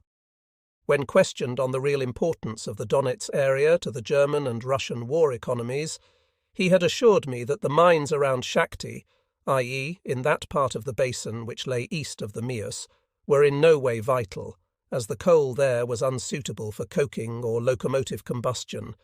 This disposed of Hitler's objections from the standpoint of economic warfare. But anyone who supposes that he would now admit his defeat is underestimating the man's pertinacity. As a means at least of delaying the evacuation of the Donetsk salient, he finally resorted to the weather. As luck would have it, an unusually early thaw had set in during the last few days. The road across the ice of Taganrog Bay could no longer be used with complete safety, and although the Don and Donetsk were still frozen over, it was always possible that the ice would soon start breaking up if the milder weather continued. Hitler now used all the eloquence at his command to persuade me that in only a few days' time the broad valley of the Don might well be an impassable obstacle over which the enemy could not possibly attack before summer. Conversely, our own 4th Panzer Army would get bogged down in the mud if it moved west. The least I could do in the circumstances, he said, was to wait for a short while longer. When I still would not budge and refused to stake the fate of my army group on the hope of a quite unseasonable change of weather, Hitler finally agreed to the withdrawal of the army group's eastern front to the Mius. If one included the discussion on the command problem, we had been in conference for 4 whole hours. The extent of Hitler's perseverance is shown by a small thing which happened just after I had taken leave of him. Having given what amounted to final approval of my operational intentions, he called me back again as I was about to leave his room. He said that while he naturally had no wish to alter a decision once it had been agreed upon, he would still urge me to consider just once more whether I could not wait for at least a little longer. A thaw in the Don basin might even yet enable us to remain in the Don-Donetsk salient. I still stood firm, however. All I would promise him was not to issue the withdrawal order until I reached my headquarters at noon next day, provided the situation report sent up that evening did not necessitate immediate action. I have given all this space to my interview with Hitler, not only on account of the decisive effect it had on the outcome of the campaign that winter, but also because I find it in many respects typical of his attitude and of the difficulty of getting him to accept anything which did not conform to his own wishes. It would be wrong to suppose, just because we had succeeded, after a long tussle, in obtaining Hitler's agreement to the evacuation of the east of the Donetsk basin, which in turn enabled us to throw 4th Panzer Army over to our western wing, that the menace to the German southern wing as a whole was already eliminated. The process of leapfrogging 4th Panzer Army from east to west was bound to take about 2 weeks, in view of the distance involved and the state of the roads. Furthermore, it was by no means certain whether Army Detachment Hollit would reach the Mius positions safely, considering that the enemy in its deep flank around Voroshilovgrad was already south of the Donets. It was still uncertain, moreover, whether 1st Panzer Army could hold or restore to any reasonable extent the front on the Middle Donets. Above all, the situation in the area of Army Group B, i.e. in the region of Kharkov, was shaping so ominously that all sorts of opportunities were opening up to the enemy. Not only could he drive through to the Dnieper crossings at Dnepropetrovsk and Zaporozhye and cut off Don Army Group's communications there, it was even possible for him to cross the river further upstream and block it from the west. Besides shifting 4th Panzer Army over to the western wing of the Army Group, therefore, it would be necessary to form a new grouping of forces to replace Army Group B's Allied armies, which had by now gone almost completely to pieces. At noon on 7th February, I arrived back at my headquarters at Stalin. The situation on the Don had been aggravated by the capture of Bateysk, a suburb of Rostov on the south bank of the river. Immediately upon my return, the Army Group gave orders to fall back behind the Don and began moving HQ 4th Panzer Army, together with whatever divisions it could make available, over to the western wing. Army Detachment Hollit received instructions to retire to the line Novocherkassk, Kamensk in the first instance. On 8th of February, further emergencies arose at Rostov and Voroshilovgrad, where the enemy broke out of the bridgehead he had gained earlier on. The position of 1st Panzer Army, now involved in the fighting on the Middle Donets, was just as critical inasmuch as the success we had hoped it would score against the enemy advancing across the stretch of river between Lysychansk and Slavyansk had so far not materialized. Around Kharkov, in the area of Army Group B, a new army detachment was just being formed under General Lanz. The SS Panzer Corps, which was still in the process of arriving, had been placed under its command. We learnt that the SS Reich Division, which was to have smashed the enemy at Volchansk preparatory to thrusting southeast towards Isium, had in fact come nowhere near doing so. On the contrary, it had retired behind the Donets.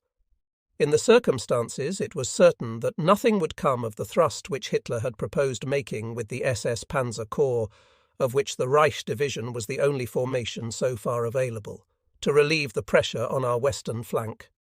On 9th of February, the enemy had taken Belgorod and Kursk in Army Group B's area north of Kharkov. He was also advancing west from the Donets Bend around Isium. In the gap between the Dnieper and the right wing of Central Army Group, which only began some considerable distance north of Kursk, there was practically nothing but Army Detachment Lanz, whose assembly at Kharkov was already imperilled, and Army Group B's badly battered Second Army west of Kursk. In view of the fact that the enemy could now carry out a wide outflanking movement across the Dnieper upstream from Dnipropetrovsk, it was clear that despite the steps taken to shift 4th Panzer Army to the western wing, Don Army Group would in the long run be unable to guarantee the security of its rear communications with its own forces alone. Something radical had to be done.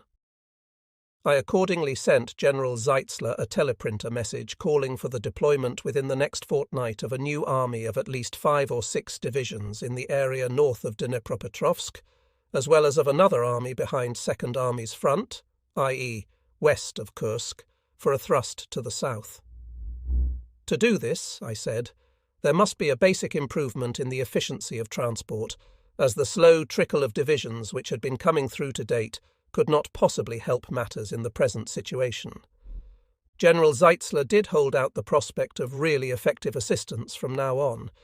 He hoped that he could at last release 6 more divisions from Central and Northern Army groups and get these to us faster than had been the case hitherto. The daily number of trains he envisaged was 37, which meant that we could count on having one of the 6 promised divisions every other day.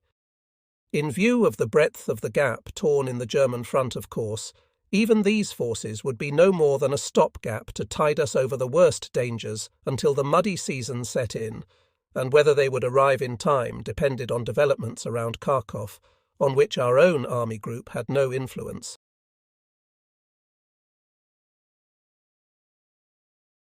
Hitler at first refused to discuss the sequence of the operations I was proposing. He would not admit that there really were powerful forces advancing through the area between 1st Panzer Army and Army Detachment Lands. He also feared that the operations I envisaged between the Dnieper and the Donets would become bogged down in the mud. As the winter was already quite far advanced, this was naturally a possibility to be reckoned with. But the main reason for Hitler's negative reaction was most probably the wish to recapture Kharkov at the earliest possible date, which he hoped would be when the SS Panzer Corps had assembled its full complement of divisions.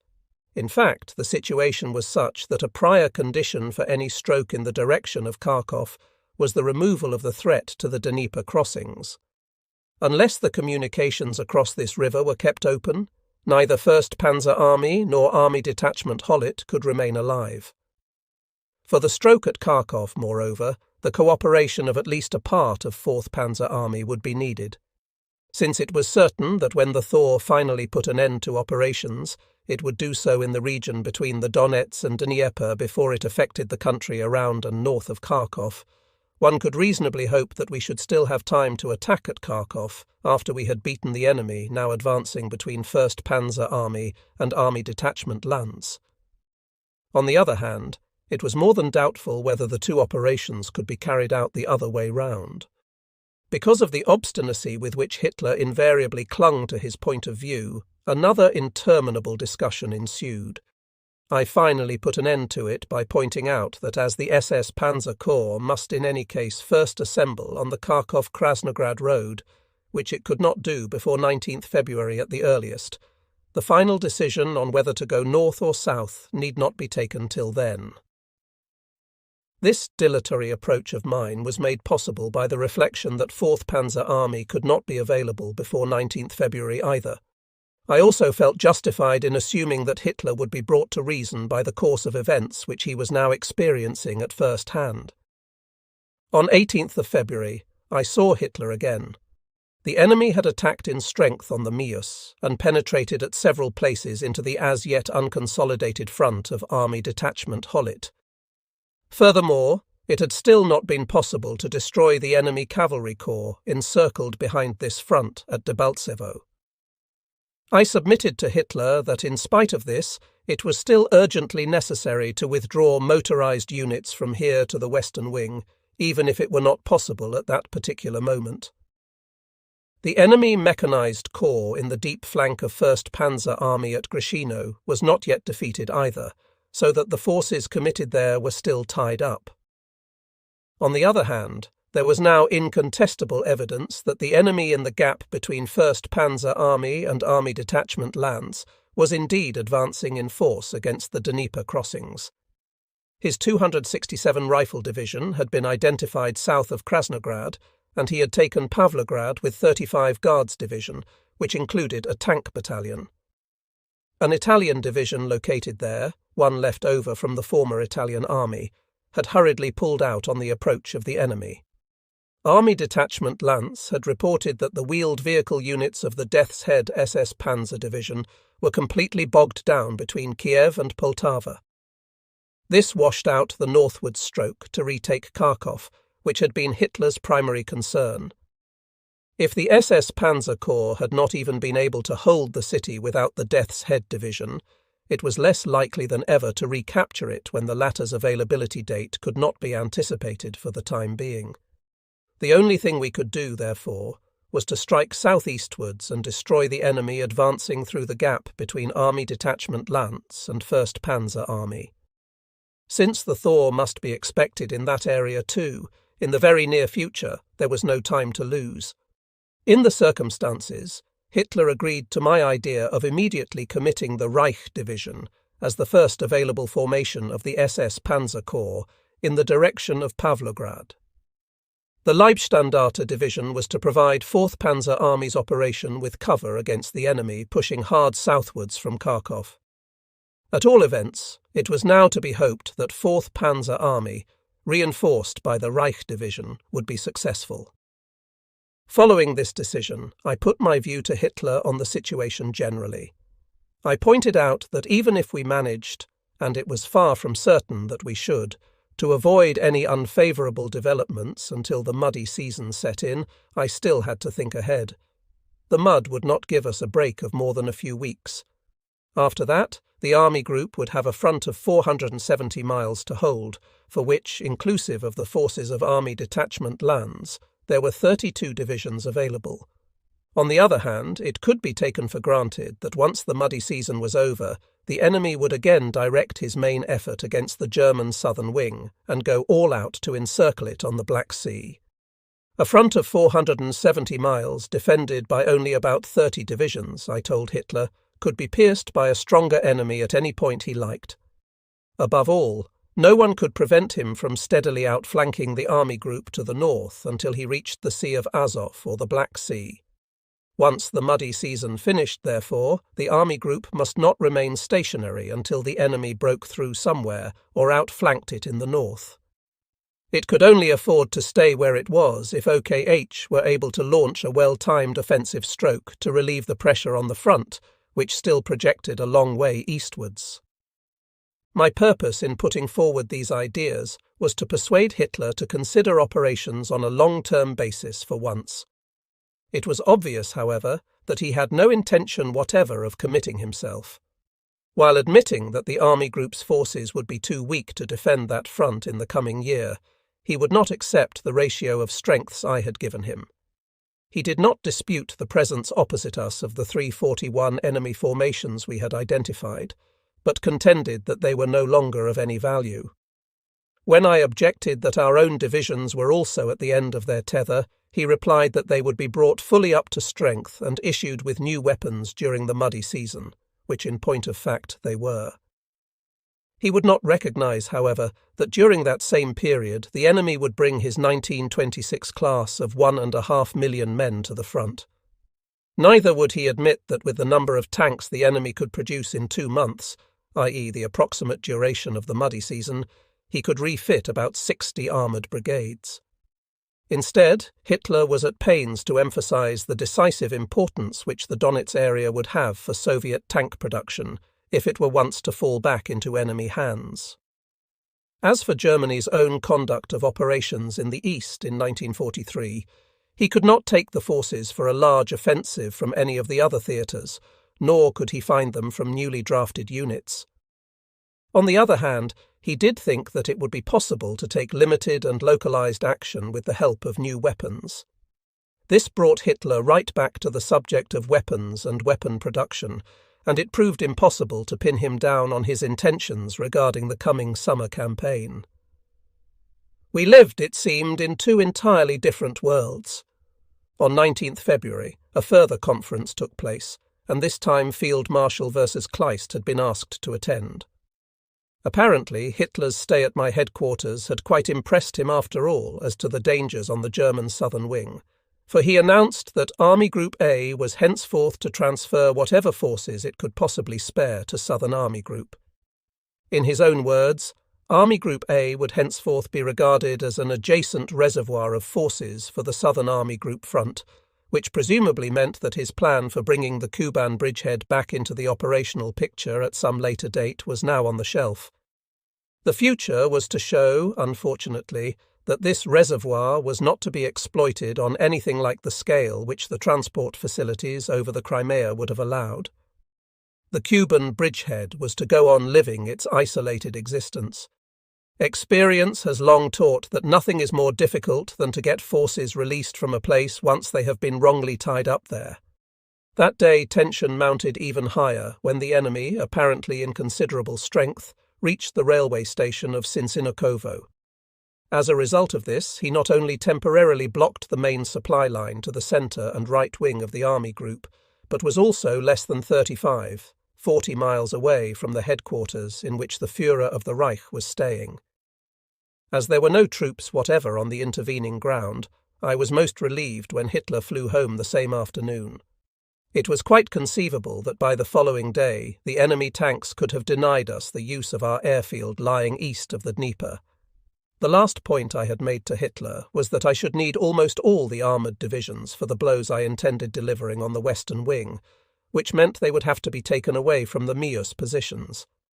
If it had been possible to hold the latter until now, the only reason was that the main body of the enemy forces advancing on them had to pass through the Rostov bottleneck and had not yet arrived. The possibility that the Donetsk area would be taken from the east, therefore, was one which could not be ignored. Nothing could be done to prevent it until we had first removed the danger of the army groups being cut off from its rear communications. This Hitler seemed to grasp. In any case, I had the impression that Hitler's visit to my headquarters had helped to bring home to him the danger of encirclement, which immediately threatened the southern wing of the Eastern Front and would continue to do so for some time to come.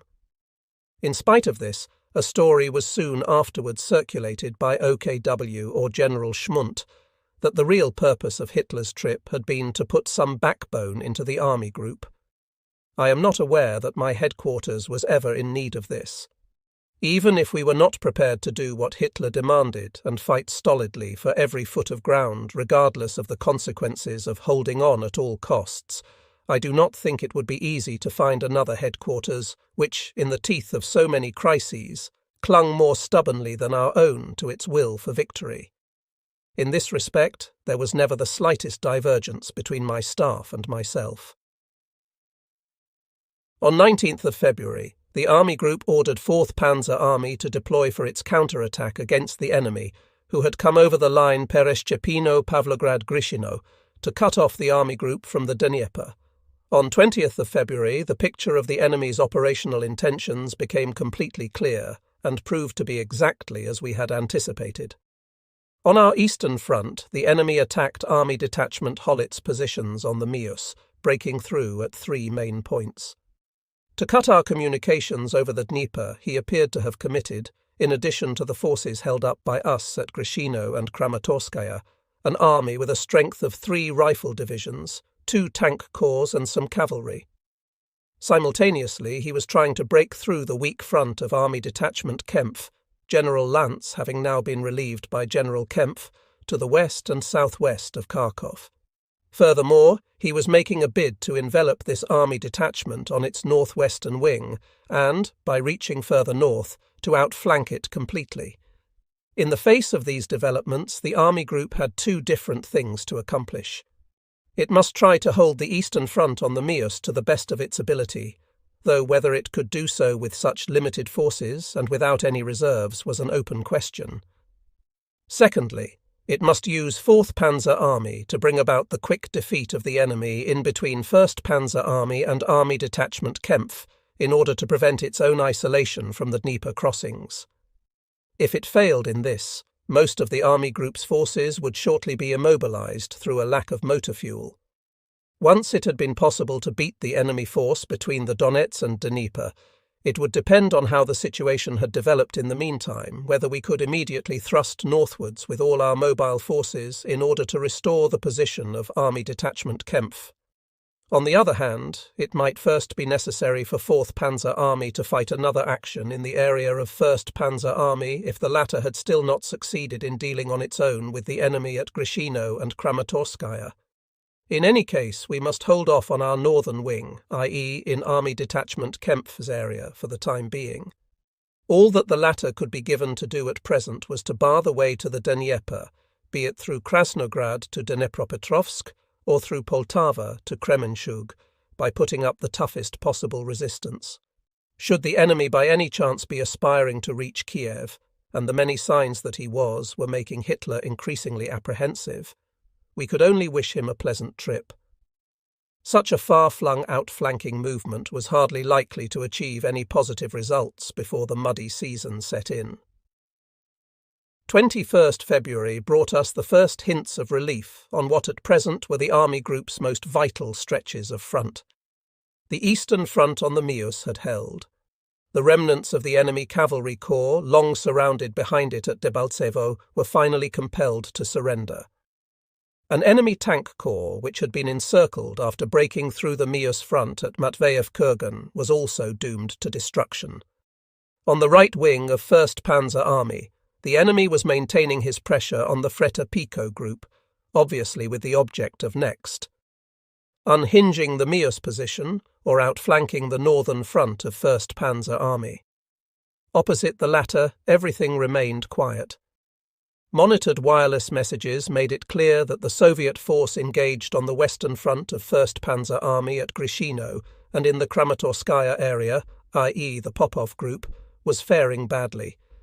Evidently its supplies had broken down. 4th Panzer Army had taken Pavlograd, and there was reason to hope that its last formations would have closed up with the main body before the roads softened. The fact that a not very powerful enemy tank force had thrust close up to Zaporozhye did not now imply any great danger. It ran out of petrol some 12 miles from the town and was duly destroyed piecemeal. Unfortunately, a new division destined for Pavlograd, 332, was diverted to the right wing of Central Army Group by OKH, while already on its way up to us. Though Second Army's position was probably not at all rosy, Southern Army Group had a prior claim now that we were finally on the way to regaining the initiative. Whether the enemy made any progress towards Kiev in the meantime was comparatively unimportant. That the enemy did harbour such intentions was shown by the fact that Soviet forces were advancing in considerable strength from the Belgorod direction towards Aktyrka, clearly with a view to getting round the northern flank of Army Detachment Kempf. In the next few days, 4th Panzer Army's counterstroke achieved the success for which we had been hoping. With that, the initiative in this campaign at last passed back to the German side. For a start, the army smashed the forces advancing towards the Dnieper crossings, i.e. those in the area around and south of Pavlograd. What Hitler had refused to accept was now substantiated, in that there did prove to be 2 tank, 1 rifle and 1 cavalry corps involved. Immediately afterwards it was possible, in cooperation with 1st Panzer Army, to defeat the 4 enemy tank and mechanised corps opposite its western front. By first March it was clear that by reason of his defeats between the Donets and Dnieper, the enemy was also beginning to soften up opposite the northern front of 1st Panzer Army, and that the latter would regain the Donets line in this sector. One felt a strong temptation to chase the enemy across the still frozen river and take him in the rear in and west of Kharkov. To have our hands free to advance across the middle Donets, however, it was first necessary to knock out the southern wing of the enemy's Kharkov group, which was present in force on the Berestovaya, southwest of the city. Whether this could still be done in view of the imminent thaw was more than doubtful. Consequently, the army group had to content itself initially with seeking out and defeating the Kharkov enemy west of the Donets. In the southern strip of the army group's operational area, near to the coast, it had already started to thaw. At the end of February, the enemy on the Mius front had given up his attempt to break through with armoured and other mobile formations, and sent in rifle divisions instead. Evidently, he wanted to have at least some bridgeheads west of the river before the mud came. After even this broad assault had failed, his offensive finally degenerated into fruitless local attacks. By 2nd March, the army group was able to survey the results of its first counterblow, delivered by 4th Panzer Army and the left wing of 1st Panzer Army against the enemy between the Donets and Dnieper. In the course of this attack and Army Detachment Hollett's successful defensive on the Mius, the armies of the enemy's southwest front had received such a beating that they were temporarily incapable of further offensive action. Particularly heavy punishment had been meted out to the forces which had driven forward against the left wing of 1st Panzer Army and into the gap between the latter and Army Detachment Kempf, the Soviet 6th Army, the Popov Group, which had fought at Grishino, and 1st Guards Army. The enemy's 25 Tank Corps and 3 Rifle Divisions could be written off completely, while 3 and 10 Tank Corps and 4 Guards Tank Corps, 1 Independent Armoured Brigade, 1 Mechanized Brigade, 1 Rifle Division, and 1 Ski Brigade were known to have had a severe battering. In addition, heavy losses had been suffered by 1 Guards Tank Corps and 18 Tank Corps, as well as by 6 rifle divisions and 2 ski brigades. According to reports received from our own troops, the enemy had left some 23,000 dead on the Donetsk-Dnieper battlefield, and the booty included 615 tanks, 354 field pieces, 69 anti-aircraft guns, and large numbers of machine guns and mortars. The figure of 9,000 prisoners appeared small in comparison. The reason for it was that our own forces, most of which were armoured, had not been able to form an unbroken ring round the enemy. Because of the cold, particularly at night, the troops tended to bunch together in and around the villages, with the result that individual Soviet soldiers and units which abandoned their vehicles were left with plenty of room to slip away over the intervening countryside. It had not been possible to block the Donets in the enemy's rear, as it was still icebound and entirely passable to lightly armed troops moving on foot. Apart from the enemy losses already mentioned, 4 Guards Mechanized Corps, which had been encircled behind the Mius front, and 7 Guards Cavalry Corps were also wiped out.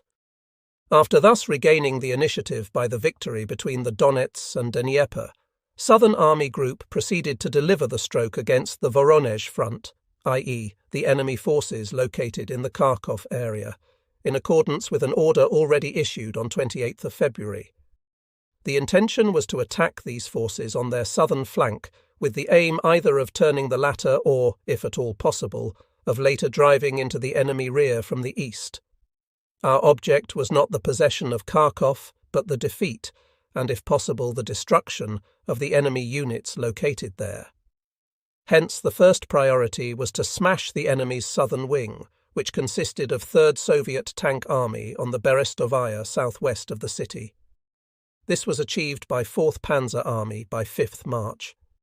Of 3rd Tank Army, 12 and 4 Tank Corps, a cavalry corps and 3 rifle divisions were partly cut to pieces and partly captured in a small pocket at Krasnograd. While there were once again relatively few prisoners, our own troops put the number of enemy dead at 12,000 and reported the capture of 61 tanks, 225 guns, and 600 motor vehicles. A turn in the weather prevented the army group from now moving against the rear of the enemy, harassing Army Detachment Kempf at Akhturka and Poltava, in order to make him fight a battle with reversed front. This would have necessitated 4th Panzer Armies crossing the Donets downstream from Kharkov, but the ice was liable to break up at any time, and no pontoon bridges would have held against the drift ice. Even to launch a smaller-scale flanking movement by crossing the Mosh and taking the city, through which the enemy's rear communications ran, from behind hardly seemed feasible now that the ground was thawing out. Thus, an attempt had to be made to roll up the enemy from the flank and to force him away from Kharkov in the process. With this aim in view, 4th Panzer Army, including the SS Panzer Corps, the last formation of which, the Death's Head Division, had meanwhile arrived complete, attacked in a northward direction from the Krasnograd area on 7th of March. Army Detachment Kempf joined in as soon as the enemy began to relax his pressure on its own front. the attack made good progress in the days that followed. By this time, however, the enemy had recognized the threat to his Voronezh front. Our radio monitors ascertained that he was moving what appeared to be several tank and mechanized corps from the Voroshilovgrad area to Isium, presumably for use against the flank of 4th Panzer Army as it drove north of Kharkov. These, however, no longer achieved any notable impression, either because they had expended their offensive capacity in the preceding battles around Voroshilovgrad or on the Mius, or else because the thawing of the Donets hindered their intervention. All the enemy could do was to win a minor bridgehead northwest of Isium on the south bank of the river. He also fetched 2 Guards tank corps up to Kharkov from the east and pulled certain of his forces which had been harassing Army Detachment Kempf's northern wing and Second Army back to Bogodukov. As Second Army was too weak to go over to the offensive itself, it seemed doubtful whether we should succeed in preventing the forces which had pushed a long way west towards and north of Akhterka from escaping eastwards. Whatever happened, though, we wanted to try to force the enemy facing Army Detachment Kempf further south away from Kharkov, or alternatively to cut him off from the Donets crossings east of the river. If this came off, Kharkov could be taken by a coup de main. At all costs, the army group wished to avoid Kharkov's becoming a second Stalingrad, in which our assault forces might become irretrievably committed. It was inevitable, however, that the name of Kharkov should act as a magic stimulus on the fighting troops and less senior command staffs.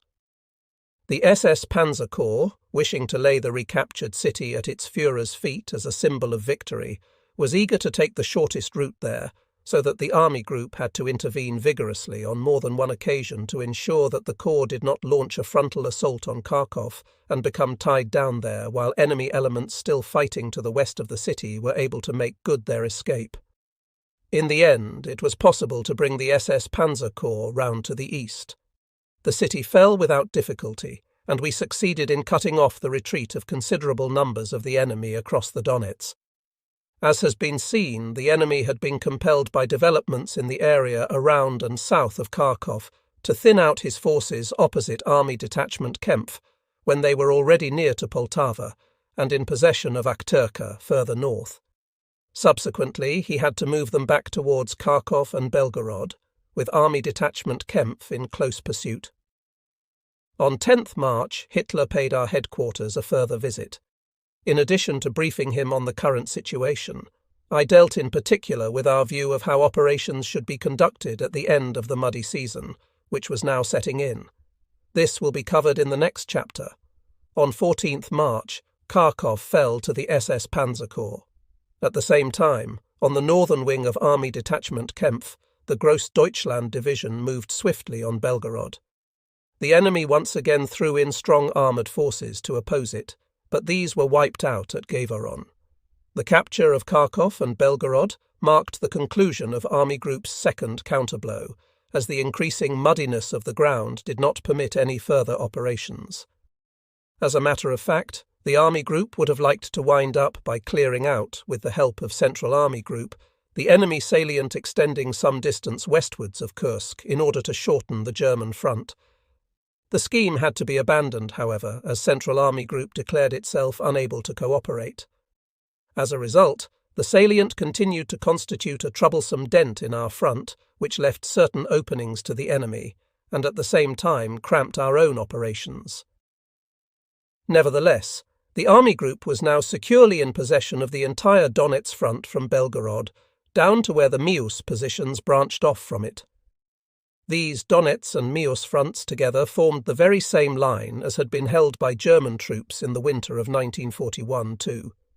If, in conclusion, we cast a final glance at the full course and outcome of the 1942-3 winter campaign in South Russia, we must begin by acknowledging the successes attained on the Soviet side, the magnitude of which was incontestable.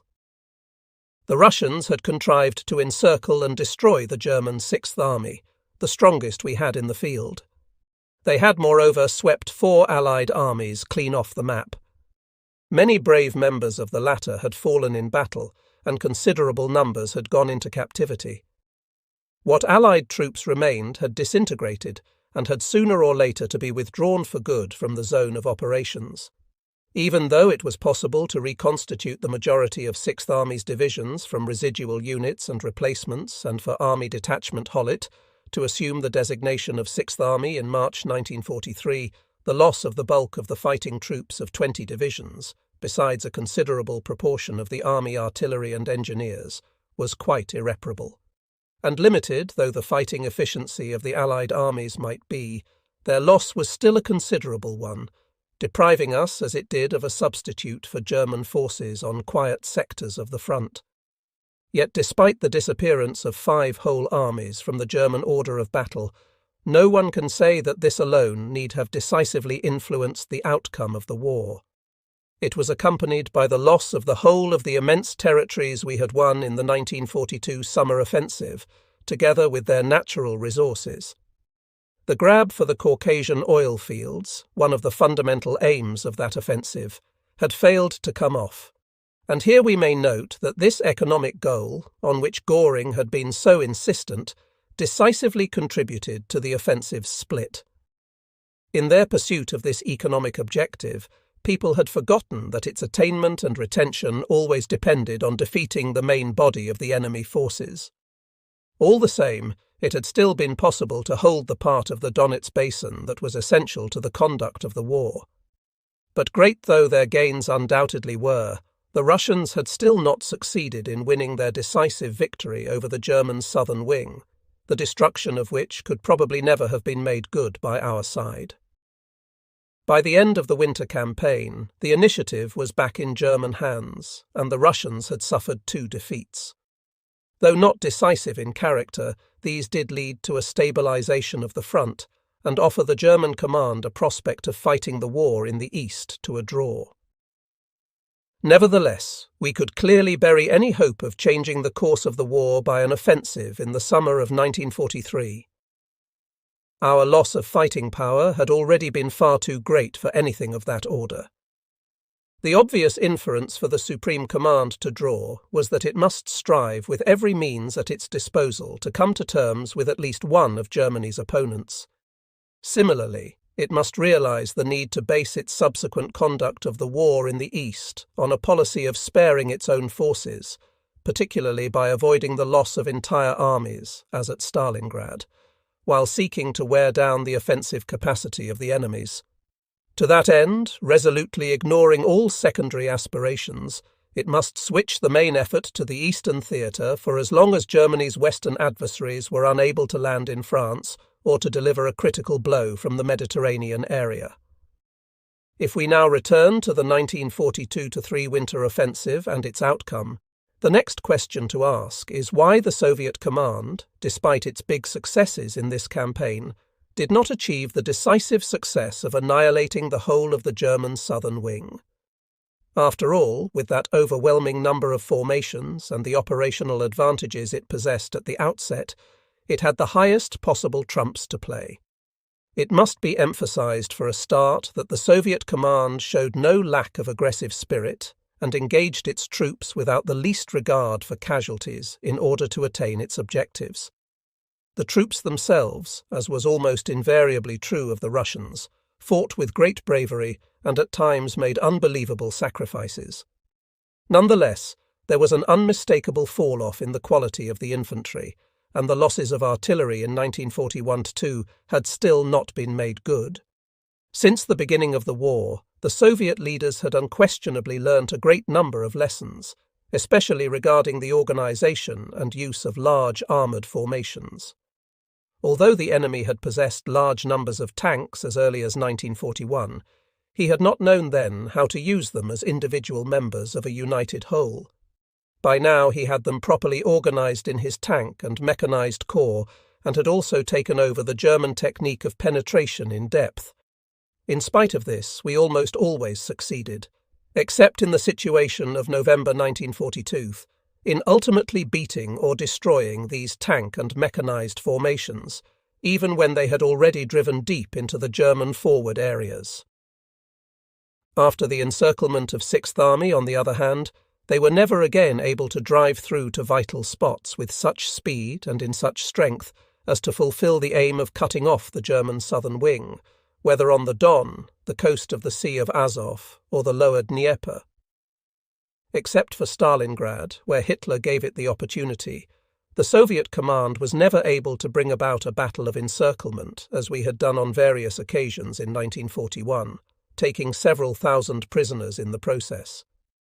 This held good in spite of the Russians' enormous preponderance of forces in the winter of 1942-3, and the fact that the opening situation and the collapse of the Allied armies afforded them a free passage into the rear of the German front.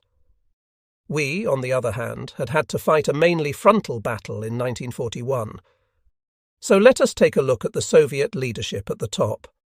In view of the operational situation that existed at the end of the German summer offensive, the strategic aim of encircling the German southern wing was so palpably evident that it could not possibly be overlooked.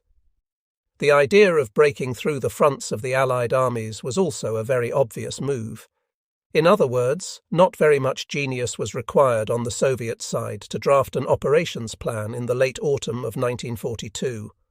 The first stroke, the encirclement of Sixth Army, was undoubtedly correct. If it succeeded, and the German Supreme Command did everything to see that it did, the strongest striking force the Germans had would be eliminated.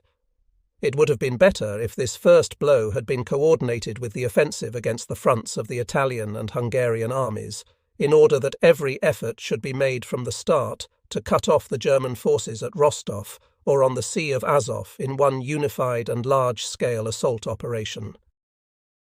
Clearly, the available artillery was not equal to the task, and for this reason, presumably, the breakthrough operations had to be staggered. It is also conceivable that the transport situation did not allow the sum total of assault forces to be assembled and supplied simultaneously. However, the unexpectedly swift and complete collapse of the Allied armies on our own side compensated the Soviets to a great extent for the inconveniences which this staggering of the three breakthrough offensives entailed. When the Soviet command failed to accomplish its mission of tying off the German southern wing on the lower Don, the Sea of Azov, or in the last instance the Dnieper, the reason was certainly not that its offensive was necessarily bound to get bogged down in that extensive zone of operations. When considered by the standards of modern warfare, the distances to be covered by the Soviet assault groups to their various objectives were by no means excessive, nor were the German reserves which were thrown in to meet them so strong that the Soviet offensive need have come to a standstill short of its decisive objectives and have ultimately ended in a serious reverse. On the contrary, one must say that, with the exception of Stalingrad, the Soviet command never managed to coordinate strength and speed when hitting a decisive spot. In the first phase of the winter campaign, it undoubtedly tied down unnecessarily large forces against Sixth Army in order to make doubly sure of its prize. In doing so, it let slip the chance to cut off the German southern wing's supply lines on the lower Don. The forces that attacked the Cheer front were certainly strong, but they did not act in concert. After the breakthrough on the Italian front, the Soviet command similarly failed to stake everything on quickly crossing the Donets and reaching Rostov. With such far-reaching objectives involved, there was admittedly a danger that the Russians would later be attacked in the flank themselves, but they should have expected to derive the necessary protection here from the offensive due to be launched on the Hungarian front immediately afterwards. Risky, I agree, but anyone who is not prepared to take such risks will never achieve decisive and, as was essential in this case, speedy results. Even after the successful breakthrough against the Hungarian army, which tore open the German front from the Donets to Voronezh, the Soviet command still failed to press on with sufficient speed and strength in the decisive direction, towards the Dnieper crossings. Instead of putting all its eggs in one basket and simply leaving a strong, concentrated shock group to provide offensive protection to the west, it squandered its forces in a series of far-ranging uncoordinated thrusts at Akhtarka and Poltava by way of Kursk, against the Dnieper, and across the Donets line Slavyansk, Lysychensk, Voroshilovgrad. In this way it enabled the German command to be stronger at the decisive spots when the time came. Schlieffen once said that both sides in a battle or campaign, the loser just as much as the winner, contribute to the outcome by the various actions they take.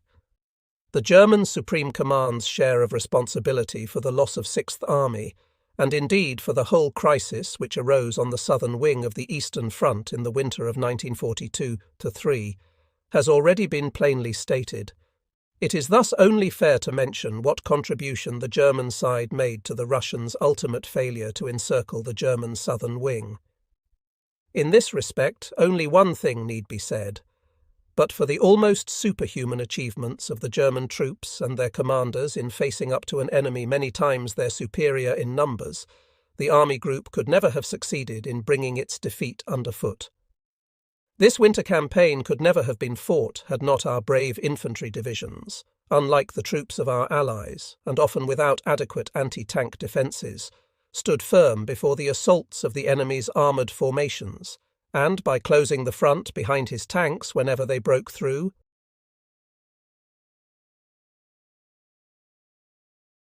I left no room for doubt as to how the overall situation must develop if no action were taken in accordance with the Army Group's recommendations. In particular, I underlined the vital necessity of assembling forces with the least possible delay behind the Army Group's northern wing to counteract the enemy's palpable intention of outflanking it, with all the far-reaching consequences this would entail. Considering the urgency of this, as well as the danger lying in the eventual isolation of the Army Group's southern wing in the Dnieper Bend, I closed with the words, "Allow me to say this in conclusion, mein Führer.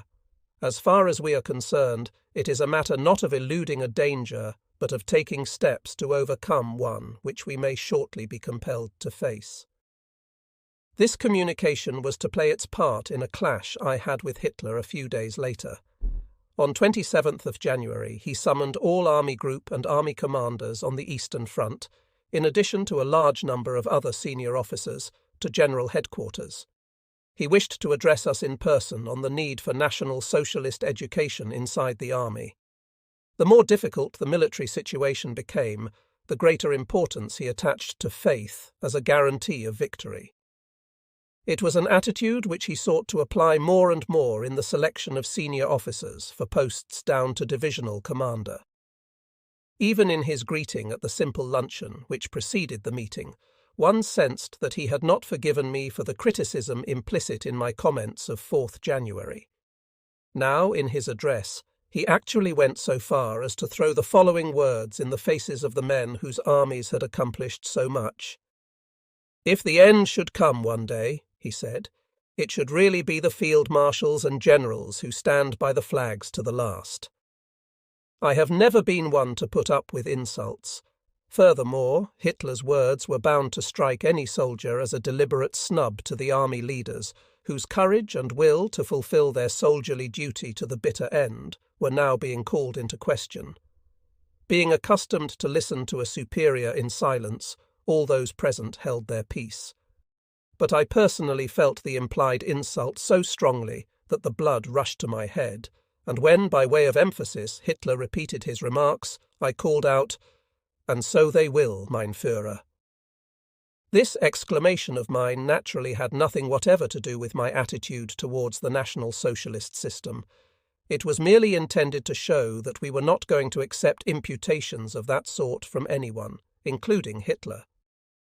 I was told afterwards that my comrades, who found Hitler's words just as provocative as I did, had sighed with relief when I spoke. Hitler, however, had probably never experienced an interruption before when making a speech as head of state, in this case as supreme war leader into the bargain. The years when he had heard heckling at public meetings were long past. He obviously lost the thread of what he was saying, and, with an icy glare in my direction, called out to me, "Thank you, Field Marshal versus Manstein." Thereupon he brought his address to a somewhat abrupt conclusion. While I was taking tea with Seitzler, there was a telephone call to say that Hitler wished to see me in the presence of Keitel. "Field Marshal," he told me when I went in, "I cannot allow you to interrupt me when I am addressing the generals. You yourself would not tolerate such behaviour from your own subordinates." Since there was no answer to this, I did not reply. Then Hitler, who was obviously extremely annoyed, made a mistake. "By the way," he said, "a few days ago you sent me a paper on the situation. I suppose your idea was to justify yourself to posterity in the war diary." This was really too much. "Letters I write to you personally," I retorted, "do not get filed in the war diary. You must excuse me if I use an English expression in this connection, but all I can say to your interpretation of my motives is that I am a gentleman." Silence. Hitler, after a short pause. "Thank you very much." At the evening conference, to which I was specially summoned, Hitler's manner towards me was again thoroughly amiable. He even consulted me on the possibility of defending the Crimea, on which General Janicke, commander of 11th Army, had just been reporting. I knew, of course, that he would not forgive me for the retort I had made earlier, but I had much more important things to worry about than my personal relations with the Supreme Commander. During the month of February, 3 sectors in particular were to be very much in the news. They may be distinguished by the names of Nikopol, Cherkasy and Rovno. With effect from 6th of February, 6th Army reverted to Army Group A, on orders from Hitler. The reason he gave General Zeitzler for this decision was a significant one. Hitler wanted to send 2 of 6th Army's divisions to the Crimea, which was even then a forlorn hope. He now explained that he was putting 6th Army under Army Group A because he would not get these divisions from Southern Army Group. In one way, the latter regarded the handover of 6th Army as a welcome relief, for we had quite enough worries in any case. However, it meant losing a reservoir of forces on which we should have been able to draw had we been free to pull the army out of the east of the Dnieper Bend and the Nikopol bridgehead in good time. But this was just what Hitler had prevented. Now the enemy was to force him to surrender the areas in question. On 31st January, heavy new enemy attacks had started against the northern front of 6th Army east of Krivoy Rog and against the Nikopol bridgehead from the south. The upshot was the penetration of the bridgehead. After 3 days fighting, the enemy also achieved a decisive breakthrough on the army's northern front, where, despite the fact that the number of divisions was only 2, 1 in favour of the Soviets, 30 Corps received a severe battering from 12 rifle divisions and 2 tank corps. Although there had been 6 infantry divisions in the line and 2 armoured ones behind it, the former were so short of replacements and weapons that they really only amounted to battle groups, while the armoured divisions had only 5 serviceable tanks left. Even with these brave troops, constant overstrain was bound to tell sooner or later. As 6th Army was by now already removed from Southern Army Group's control, I cannot deal with the further course of the fighting in this sector. The fact is, at all events, that once the enemy had broken through 6th Army's northern front, the 2 corps fighting there, like the other 2 in the Nikopol bridgehead, were well nigh cut off. It was a development which the Army Group had predicted on numerous occasions. This time even Hitler had to agree to the abandonment of the east of the Dnieper Bend and the Nikopol bridgehead. 6th Army did in fact manage, after heavy fighting, to extricate its corps from the noose, but only at the cost of considerable losses in equipment.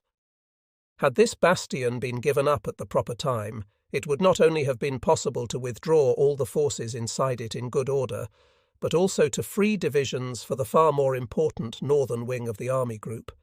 Instead, 6th Army's formations had been expended in the wrong place operationally, and one doubted whether they could ultimately withstand the pressure of the pursuing enemy. In the middle of the Army Group front, having dealt their successful counterblow against 40th Soviet Army in the east of the gap there, the mobile formations of 1st Panzer Army had passed on to their second leg in the western part. Immediately our armoured divisions left the first battleground. However, the enemy Hydra grew more heads. At the end of January, strong enemy forces, including several tank and mechanised corps, broke into the northwestern section of the projecting arc of front, which the inner wings of 1st Panzer and 8th Armies were still having to hold by the Dnieper upstream from Cherkasy. His thrust took the enemy in between 7 and 42 Corps and as far south as the Zvenygorodka area. Simultaneously, the enemy had attacked the 8th Army front, facing east in the area southwest of Cherkasy, and broken through it with fresh forces of 4th Guards and 5th Guards tank armies. These succeeded in driving so far westwards that they were able to join hands with the enemy troops which had broken through 1st Panzer Army from the northwest towards Zvenygorodka. This meant that the salient described earlier was cut off, and with it 1st Panzer Army's 42 Corps and 8th Army's 11 Corps. Such was the situation which awaited me when I arrived back at Army Group headquarters on 28th of January. Decisive measures were instantly taken to clear an escape route for the encircled corps. 1st Panzer Army received orders to end the battle against the forces of 1st Soviet Tank Army on its left wing as soon as possible, and to release 3 Panzer Corps with the utmost speed. It was to be thrown over to the new crisis spot with 16 and 17 Panzer divisions, the Leibstandarte and the Heavy Panzer Regiment Baker, which had already distinguished itself in the battle mentioned above. 1st Panzer Division was to follow as soon as it could. 8th Army was instructed to release HQ 47 Panzer Corps and 3 Panzer Division from its front and to form them up in the direction of the point of breakthrough. 24 Panzer Division was also ordered over from 6th Army to reinforce this group. When it arrived, however, Hitler ordered it to be returned to Army Group A because the position in the Nikopol bridgehead was already turning critical. In fact, it got there too late to do any good.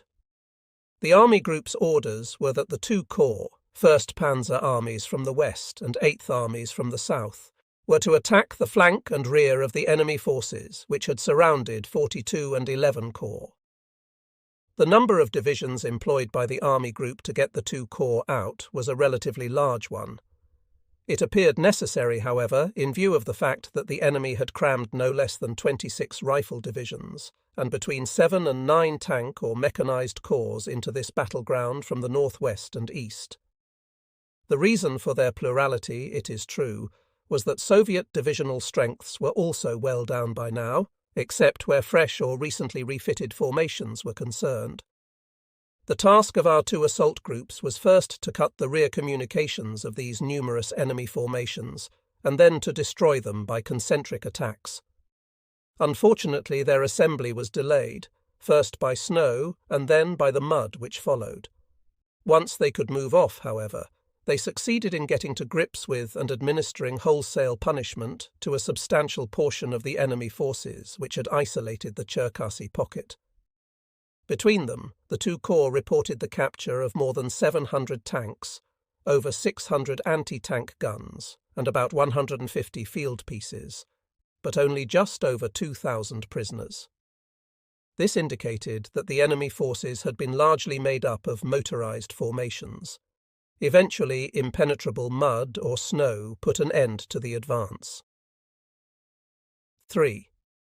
Panzer Corps' spearhead had got within 8 miles of the southwestern front of the pocket, while 47 Corps had probably drawn off a substantial proportion of the enemy forces.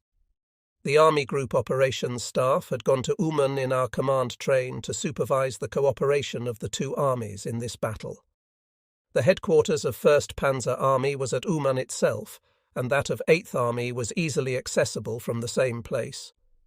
While in Uman, I made 2 attempts to reach the fronts of both assault groups, but each time my car became hopelessly stuck in mud or snow. From one day to the next, the weather vacillated between blizzards and thaws. Once again, it was seen that the broad tracks of the Soviet tanks made them better than our own at moving over snow-covered ground or a saturated subsoil. As there was no further prospect of getting the armour right up to the pocket, I gave orders for the 2 encircled corps to break out to the southwest. In the meantime, they had been crowded together from all sides by recurrent enemy attacks, and the space now left to them measured only about 30 miles from north to south, and 10 to 12 miles from east to west. The Russians had already called on them to capitulate on 4th February. Under command of their commanding generals, Stemmermann and Lieb, the 2 corps commenced their breakout during the night of 16th to 17th February. As they set off towards 3 Panzer Corps, It made one last effort to get at least a few tanks through the bottomless mud to meet them. The corps in the pocket had instructions from the army group to use their entire artillery and ammunition in support of the breakout. Being unable to move through deep mud across country devoid of roads, the batteries had to stay put after they had fired off their ammunition. Rearguards equipped with a small number of guns covered the breakout against the enemy now moving in from the northeast and south. It can be imagined with what mixed feelings of hope and anxiety we sat in our command train waiting to hear whether the breakout had succeeded. At 01:25 hours on the morning of 17th of February, we received the gratifying news that the first contact had been established between the escaping troops and the spearheads of 3 Panzer Corps. The enemy in between them was literally overrun. By 28th February, we knew that between 30,000 and 32,000 men would come out of the pocket.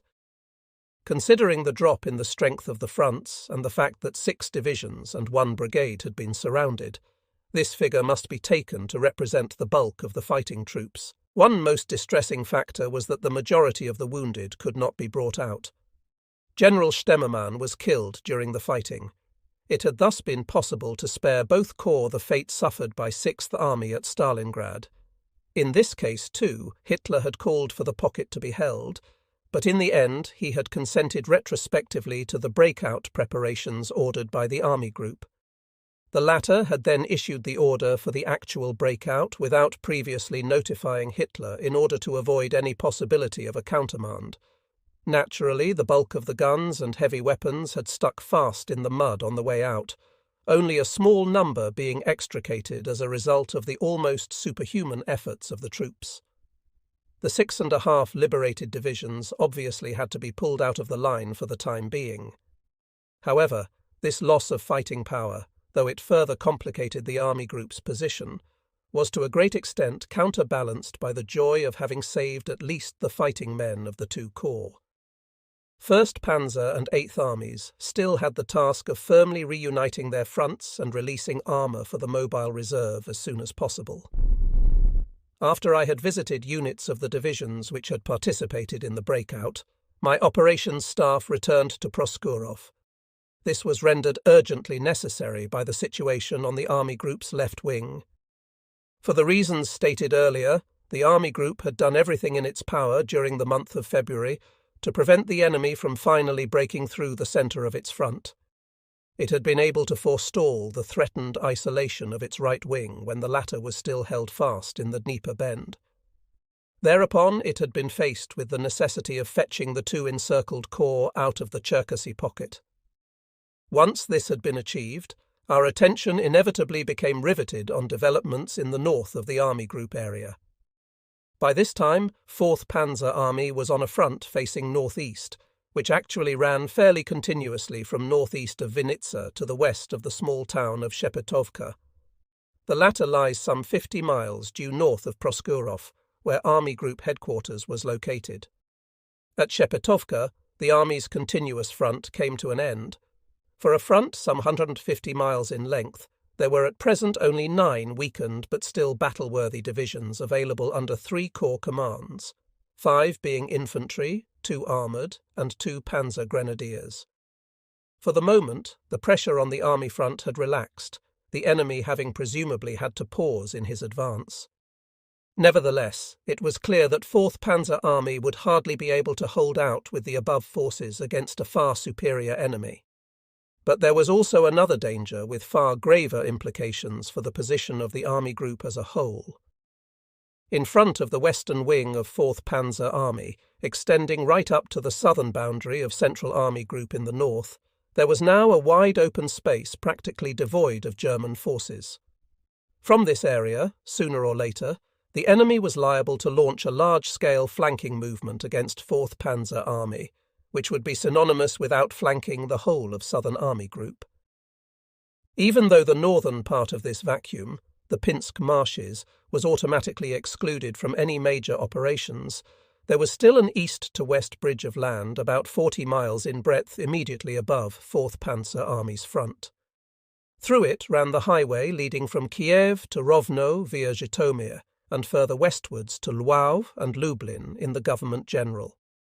In order to block this bridge of land, the Army Group had shifted 13 Corps onto the extreme north wing. The latter was led with great dash by my former Chief of Staff at 38 Corps, General Hofe, who was unfortunately killed at the head of his troops in March 1944. With the few forces at his disposal, Hofe held up the enemy advance on either side of the highway through February and March, again and again evading the pincer movements of his far stronger opponent. Further north, already within the region of the Pinsk marshes, a group of police units was guarding the big railway from Kiev to Poland. Against such odds, of course, the solitary 13 Corps could do no more than delay the enemy advance. As early as the beginning of February, the town of Rovno was lost, in consequence of which 13 Corps had to retire westwards towards Dubno. The Reich Commissioner for the Ukraine, Gauleiter Koch, who resided in Rovno, had naturally lost no time in making himself scarce, though not before enjoining the civil administrators and police forces under his jurisdiction to fight to the last. He was to decamp from East Prussia in exactly the same way later on. Hitler, on the other hand, demanded the head of the general responsible for the loss of the town. According to Seitzler, even Keitel advocated the immediate shooting of the senior German commander there. When Seitzler energetically opposed this, averring that Hitler would in any case wish to hear his general's views, Göring put his oar in. "Oh, no, you don't," he said. "Where would we be if that happened every time? Anyway, it isn't the job of a head of state." Quite apart from the fact that the affair was no concern whatever of Göring's, he was just about the last person with any right to damn others for alleged dereliction of duty. His utterance was one more example of his notorious hatred of the generals and the army as a whole. Hitler did not, in fact, accept the recommendations of Keitel and Göring, but ordered a court of inquiry, as a result of which a sentence of death was passed not upon the officer originally accused, but on the divisional commander responsible for the Rovno area. This was subsequently quashed by Hitler, who accepted the appeals put up by myself and the army commander in view of the reasons which had led to the loss of Rovno. The mobile courts martial, which had power to pass summary judgment over the heads of local commanders, had still not been instituted in my day. But let us return to 4th Panzer Army. Even though, as I have said, there was no immediate threat to the army front, it was perfectly clear that that wide expanse of territory to the north, guarded as it was by a mere handful of forces, would shortly become the basis of an enemy offensive. This might be directed at Lwów in the west, or against 4th Panzer Army in the south, in the form of an outflanking movement round its western wing. It will be recalled that in anticipation of this danger, the Army Group had on a number of occasions called for the assembly of an army in the area of Rovno. No such assembly had taken place. The Supreme Command had neither released forces elsewhere for this purpose, i.e. by detaching them from Northern Army Group or evacuating the Crimea, nor had it enabled Southern Army Group to do so by granting it freedom of movement on its southern wing. It goes without saying that on completion of the Cherkasy battle, the Army Group had drawn strong armoured forces from the centre of its front over to the left wing, where they were in position by 15th March. But as we emphasised to OKH, these forces would at best suffice to maintain a certain degree of stability on 4th Panzer Army's front in the event of another major attack. They would on no account be adequate to cope with a wide outflanking movement against the army's western wing. As the issue was as destined as ever to be settled on the northern wing, it was absolutely essential that the latter be provided with additional forces. For the present, however, nothing decisive was done by the Supreme Command in this respect. Clearly, Hitler assumed the enemy's offensive power to be already exhausted. In addition, he was expecting the muddy season to set in shortly and put a stop to any large-scale activity on the part of the Soviets. It was true that the attack we had launched in mid-February to free the 2 corps from the Cherkasy pocket had become bogged down as a result of the spells of mud with which the blizzards had been interspersed. Yet it was still too early to count on the actual muddy season to start. As for the hopefully awaited exhaustion of the enemy's offensive power, It was only permissible to consider this within the context of our own diminished formation strengths. For OKH's consideration, the Army Group submitted a series of figures which gave a graphic picture of the respective losses and replacements on both sides of the front. We had deduced from numerous prisoner-of-war interrogations that in the period from July 1943 to January 1944, the enemy formations facing our front must have received about 1,080,000 men as replacements.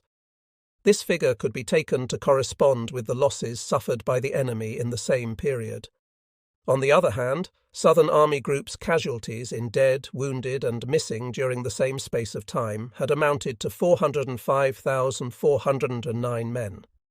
The corresponding number of replacements in this case was 221,893. So, although the enemy's formations had suffered far more heavily than our own, and the combat value of his infantry in particular was declining at an ever-increasing rate, it was still evident from the figures in question that the ratio of forces had shifted very much to our disadvantage. The present position with armoured formations was that the Soviet tank corps in the line possessed an average of 50-100 tanks each, except for one isolated case in which there were only 20, as against a planned establishment of 200-250. In contrast to this, the average number of tanks which our own armoured divisions could send into action was at best just over 30. Only the armoured divisions recently sent to the Army Group were in any better shape, but with others the position was even worse. In all, the enemy opposite our front had received approximately 2,700 new tanks during the period under review, whereas we, and this included self-propelled assault guns, had only 872. In producing these figures, we took no account of the large number of reserve formations at the enemy's disposal. A characteristic picture is offered by the following breakdown of data supplied by the armies under our command. There may, of course, have been occasional duplication, specifically in the case of knocked-out tanks. According to these returns, the enemy losses had been as follows. One thing these figures show is the extraordinarily high scale of equipment enjoyed by the Red Army even at that stage. The time was past when it had been compelled to throw masses of men into battle. On the other hand, the figures revealed a striking discrepancy between the number of prisoners taken and the amount of material captured or destroyed. Either the Soviets had often been able to avoid capture by abandoning their heavy weapons, which could possibly indicate a deterioration of battle morale, or they must have been suffering exceptionally bloody losses. As for Hitler's own attitude, in the light of the above figures, regarding the future conduct of operations and the possibility of a perilous turn of events on the Army Group's northern wing, a telephone conversation I had with General Zeitzler on 18th of February proved most informative. In pointing out the danger which could be foreseen on our northern wing, I had drawn attention to the ratio of forces, and mentioned that the figure in our own case was still unfavourable in comparison with the other army groups. I will now quote from a transcript of the conversation made by one of my staff officers, Zeitzler. "I've had another long talk to the Führer on that subject, as well as on the consequences involved, but got no change." Myself. "How does he envisage our future operations, then?" Zeitzler. "He says the Russians are bound to stop attacking some time. They have been attacking non-stop since last July and can't go on forever. So I said, 'Mein Führer, if you were a Russian now, what would you do?' 'Nothing at all,' he said. 'Well,' I told him, 'I should attack, and I should go for Lwów.'" Hitler, however, obviously went on counting on exhaustion and the weather to put an end to the enemy's offensive operations. By May, as he had told me earlier, he would have new divisions at his disposal. Had he only put the personnel and equipment they required into our own battle-tested divisions, things might have turned out very differently. In March 1944, it was time to foot the bill for the Supreme Command's cardinal error of never having been willing to give anything up, either in the East itself or some other theatre, for the sake of being stronger than the enemy at the decisive spot. What we had to pay for, first and foremost, was Germany's failure to stake absolutely everything on bringing about a showdown in the East in 1943 in order to achieve at least a stalemate or to exhaust the Russians' offensive power before a real second front emerged in the West. Then there was the mistake of having persisted to the very last in keeping the southern wing of the Eastern Front clamped down in bastions jutting far out to the east, first in the Donets Basin and the Kuban, and then in the Dnieper Bend and the Crimea, thereby offering the enemy every chance to cut these forces off. In doing so, the Supreme Command had overlooked the fact that ultimately the issue would not be decided in the struggle for these bastions, but in the place from which the enemy could proceed to push the entire southern wing of German armies away towards the Black Sea or Romania. Ever since Citadel, this decisive spot had been the northern wing of Southern Army Group. Now it was too late. The crucial year of 1943 had slipped by without the achievement of so much as a stalemate.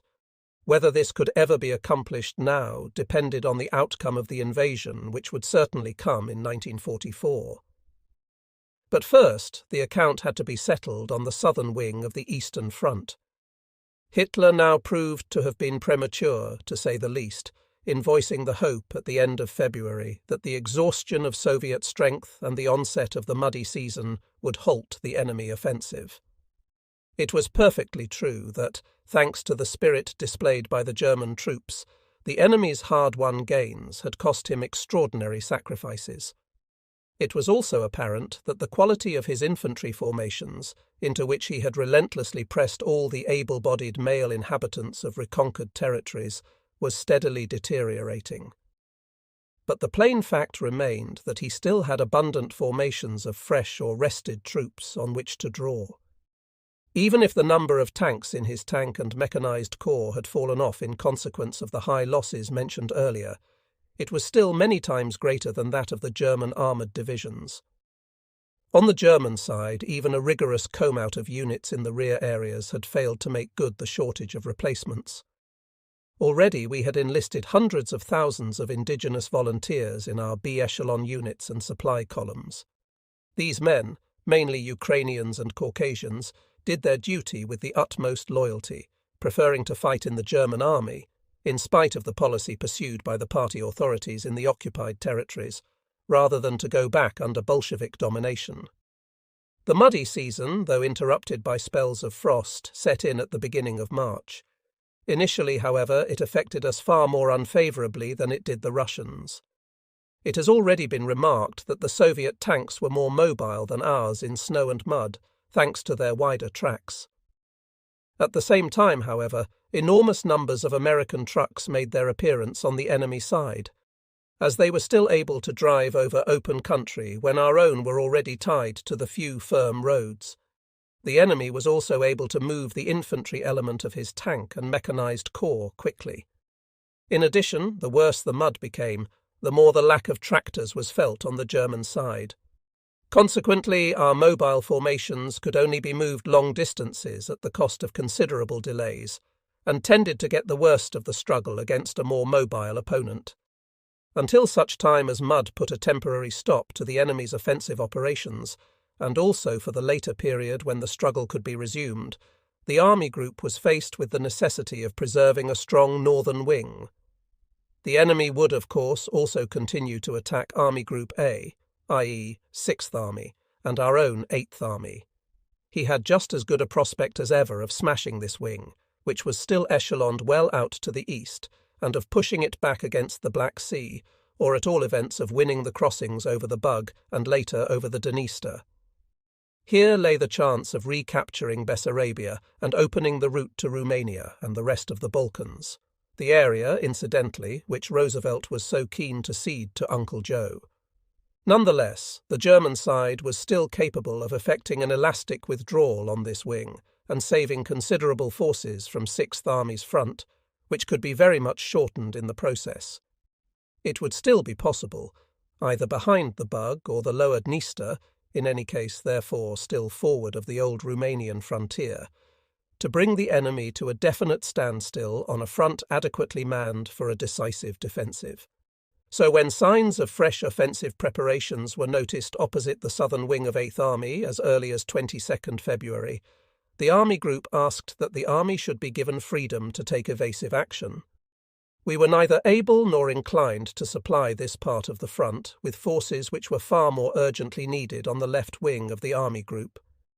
8th Army's ability to adopt elastic tactics depended, of course, on whether its southern neighbour, 6th Army, which was echeloned even further to the east, could cooperate in the movement we suggested.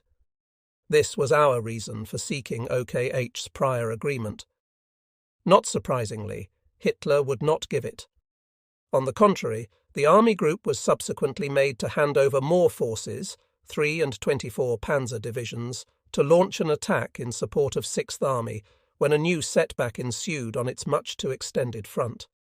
Operationally, however, far greater chances than those offered to the enemy by advancing along the Black Sea coast against Army Group A would present themselves if he were to achieve a decisive success opposite the northern wing of Southern Army Group.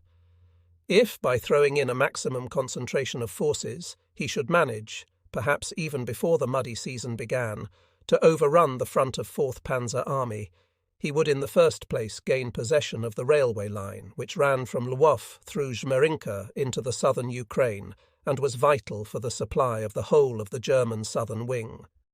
Subsequently, by continuing to advance southwards, the enemy would get into the deep flank and rear of the southern wing. Over and above this, it was certain that he would make use of the gap which had opened up between the northern wing of Southern Army Group and the southern wing of Central Army Group in order to assemble another powerful assault force. Its task would be to go round the Army Group's left wing or carry out the drive on Lwów, which General Zeitzler had foreshadowed to Hitler. The recent appearance of HQ-1 Belarusian Front in this area at the end of February provided an unmistakable pointer to such intentions. With its left wing outflanked in this way, the Army Group would inevitably be pushed away to the south, perhaps while still east of the Carpathians. Through Lwów, on the other hand, the Soviets would be free to drive into Galicia or Poland proper. Any development of this nature had to be forestalled at all costs. As soon as the struggle to liberate the two corps surrounded near Cherkasy was over and contact had been re-established between the fronts of 1st Panzer and 8th Armies in this area, the Army Group had ordered a radical shift of forces to its left wing. In the sectors of 1st Panzer and 8th Armies, HQ-3 Panzer Corps was released with 1, 11 and 16 Panzer divisions. They were to be followed as early as possible by 17 Panzer and the Artillery Division to an assembly area around Proskurov, behind 4th Panzer Army. Also transferred to the latter from the above-named armies were 7 Panzer Division, the Leibstandarte, and a battalion of heavy tanks, 305. 4th Panzer Army was to assemble these latter formations around Tarnopol under HQ-48 Panzer Corps. While 3 Panzer Corps' task would be to foil an enemy breakthrough on the front north of Proskurov, 48 Panzer Corps was to prevent an envelopment of the western wing by way of Tarnopol. 3 infantry divisions granted by OKH, 68, 357 and 359, were also moved into 4th Panzer Army's area. The disengagement of these divisions from the fronts of their parent armies naturally took time. On top of that, the state of the roads and transport no longer permitted any rapid moves. As a result, they could not reach their appointed destinations before the middle of March. At the beginning of that month, the Army Group also ordered its army areas to be extended over towards the left wing. The object here was to enable 4th Panzer Army to take charge of the area now acquiring special importance between Tarnopol and Dubno. The army handed over its present front, which ended at Shepetovka, to 1st Panzer Army and assumed command in the area from east of Tarnopol to Dubno. The only forces available there at the time, however, were 48 Panzer Corps, which was busy assembling around Tarnopol, 13 Corps, which was in action around Dubno, and a group of police units at Kovel. 1st Panzer Army in turn surrendered its sector of front north of Uman to 8th Army. On orders from OKH, the corps on the latter army's right wing went over to 6th Army. At the beginning of March, the army group moved its headquarters first to Kamenek-Podolsk and later to Lwów, in order to be behind the vital left wing. We had instructions from Hitler not to enter Romanian territory, inside which our vantage point could have been behind the centre of the army group front. It was still debatable whether the measures outlined above would suffice to intercept any enemy offensive launched before the muddy season set in. For the period which followed it, as the army group repeatedly emphasised to OKH, it would in any case be essential to bring forces with an equivalent strength of 2 armies, comprising between 15 and 20 divisions, up to Lwów. Only then could we prevent a large-scale outflanking of the army group's left wing, with all the consequences already described. It could be assumed, however, that the newly drafted forces of which Hitler had spoken, but of whose numbers the army group was told nothing, would be inadequate for this purpose. It was imperative to acquire forces by further shortening the fronts of both Northern Army Group and Sixth Army, as well as by evacuating the Crimea. It goes without saying that the freeing of forces within the Army Group's own area on the scale already indicated implied a big risk for 8th and 1st Panzer armies, since the enemy would continue to attack them too, as long as the ground and weather gave him the least opportunity of doing so. His object in this case would be to break through in the direction of the Middelburg and its crossings at Vinnytsia and Voznesensk. With things as they now were, however, the army group had to choose between 2 evils. In terms of the overall situation, the lesser evil was undoubtedly that the enemy would come forward in the area of 1st Panzer Army's right wing and opposite 8th Army. The operational effects of such an advance could still be counteracted by withdrawing the neighbouring 6th Army behind the Bug, or at worst behind the Dniester. On the other hand, the operational consequences of a decisive enemy success against the army group's left wing would be irreparable. To prevent it, and at all costs to bar the Russians' way into the deep flank of Southern Army Group and Army Group A or to Lwów, must now be Southern Army Group's operational aim until the muddy season became fully effective. The possibility that its right wing, and consequently the whole of Army Group A, might be forced to withdraw further westwards was a risk which it had to accept. Although the weather prevented our air reconnaissance from telling what movements or troop concentrations were taking place on the other side, the army group was able to assess the enemy's intentions as follows by the end of February. The recently identified 1 Belarusian front would assemble forces in the Rovno area to envelop the army group's western wing. 1 Ukrainian front was expected to attack the front facing north on both sides of Proskurov, now under command of 1st Panzer Army. 2 Ukrainian front, we assumed, would renew its attacks on 8th Army and the right wing of 1st Panzer Army, and, if it succeeded in crossing the Bughead for Czernowitz, Ternauty. 3 and 4 Ukrainian fronts would continue their attempts to score a success against 6th Army and the right wing of 8th Army. On 3rd March, the assault broke loose against the army group's left wing in the area of 4th and 1st Panzer armies. Superior enemy forces, including a tank corps, seized hold of 13 corps around Dubno and tried to envelop it. The main thrust, which was carried out by 2 tank armies plus 60th Soviet Army, was aimed at a breakthrough to the south across the line Proskurov-Tarnopol, the enemy's intention obviously being to cut the army group's most important communication line and, provided that the weather still permitted, to drive right through to the Dniester. Simultaneously, 18th Soviet Army was attempting to force the right wing of 1st Panzer Army away to the southeast. When I visited the front line at Shepetovka on 4th March, 59 Corps' position there was already extremely serious. The enemy had penetrated our fronts on either side of it and was preparing to entrap the corps by means of enveloping attacks from east and west. To eliminate this danger, it had to be pulled back, a manoeuvre which duly succeeded thanks to the firm, unflurried leadership of the commanding general, my erstwhile Chief of Staff, Schultz, and the intervention of 1 Panzer Division, which had just arrived on the scene. Nonetheless, the enemy maintained his efforts to encircle the corps by pursuing it towards Proskurov. Both of the Panzer Corps which had been brought up behind this wing of the army group now went into action. 3 Panzer Corps was thrown to the northwest from Proskurov to smash the enemy advancing in the gap between 1st and 4th Panzer armies. 48 Panzer Corps was directed to attack the enemy armour driving on Tarnopol. By 7th March, the enemy had committed a total of 22 to 25 rifle divisions and 7 tank or mechanised corps in this sector.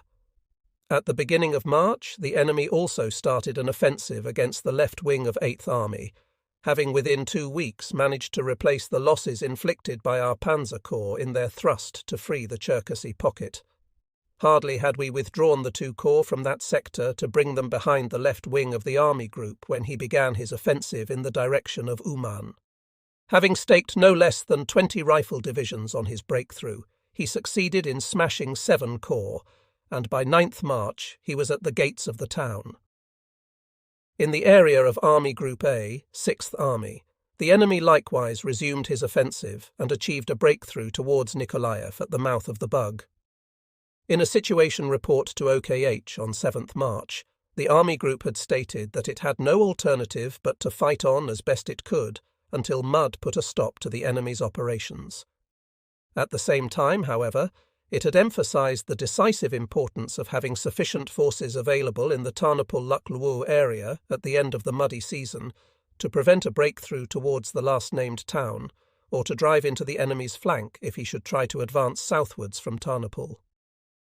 The army group's prime consideration just now, therefore, must be to fight for time and to do its utmost, even at the cost of giving up further ground, to keep its formations in fighting trim until the mud forced the enemy to call off his attacks. Unfortunately, a great deal of time was to elapse before then. At this stage of operations, Hitler thought he had found a new means of bringing the enemy's advance to a standstill. Henceforth, places which had acquired tactical significance as nodal points of road or rail traffic were to be declared strongholds.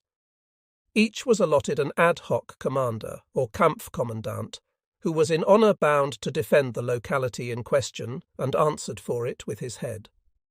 The armies in whose sectors Hitler had personally selected such strongholds were responsible for stocking them up at an early date and providing adequate garrisons.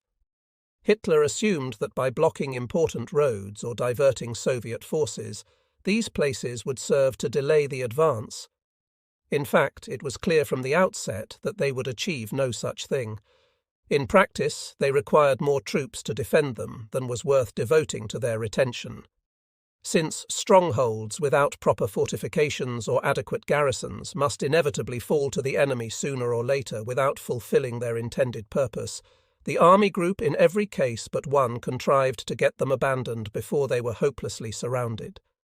The exception was Tarnopol, where in the end only remnants of the garrison were able to break out. Later in 1944, this method of Hitler's led to considerable losses. In line with its policy of fighting for time and preserving the armies from encirclement, the army group on the nth March had to order 8th Army to move back after the enemy had broken through the front on its left wing. 2 days later, for the same reason, the right wing of 1st Panzer Army was withdrawn behind the Bug. On its left wing, 1st Panzer Army had to go on fighting in the Proskurov area so as to restore contact with 4th Panzer Army and relieve the pressure on its right wing. 4th Panzer Army's task was to prevent the enemy armour east of Tarnopol from breaking through to the Dniester in the south and forcing 1st Panzer Army away to the southeast. At the same time, by throwing in the OKH divisions mentioned earlier, it was to clear the lines of communication from Lwów via Tarnopol to Proskurov. From now on, however, things moved increasingly fast. By 15th March, the enemy succeeded in almost completely destroying the left wing of 8th Army, causing a broad gap to appear between Uman and 1st Panzer Army at Vinnitsa. Continuing his southwesterly advance, he was able to get the leading elements of 5 armies, including an armoured one, across the Bug in 8th Army's area. While the latter threw over all detachable forces from its right to its left wing to attack the enemy now across the river, it was clear that they could only impede him on a purely local basis and had no hope of gaining the Bug as a defence line over a sector of this breadth or of restoring contact with 1st Panzer Army. On the contrary, the strong enemy forces now crossing the river would be in a position to push 8th Army off to the south and get to the Dniester before it. On 1st Panzer Army's right wing too, the enemy had achieved a breakthrough which took him to the bug south of Vinnitsa. Although Hitler immediately proclaimed the town a stronghold, there was never any question of its being able to put up a protracted defence, since this would have called for at least 3 divisions. And where were they to be found? On the army's left wing, west of Proskurov, there were indications of an enemy envelopment by 3rd Guards Tank Army, which had 3 tank corps under command. In 4th Panzer Army's sector, a successful attack by the infantry divisions supplied by OKH made it possible to restore the situation in the Tarnopol area for the time being. In contrast to this, 13 Corps was threatened with encirclement as it retired in the direction of Brody. It was plain from the overall picture that there was no further possibility of regaining and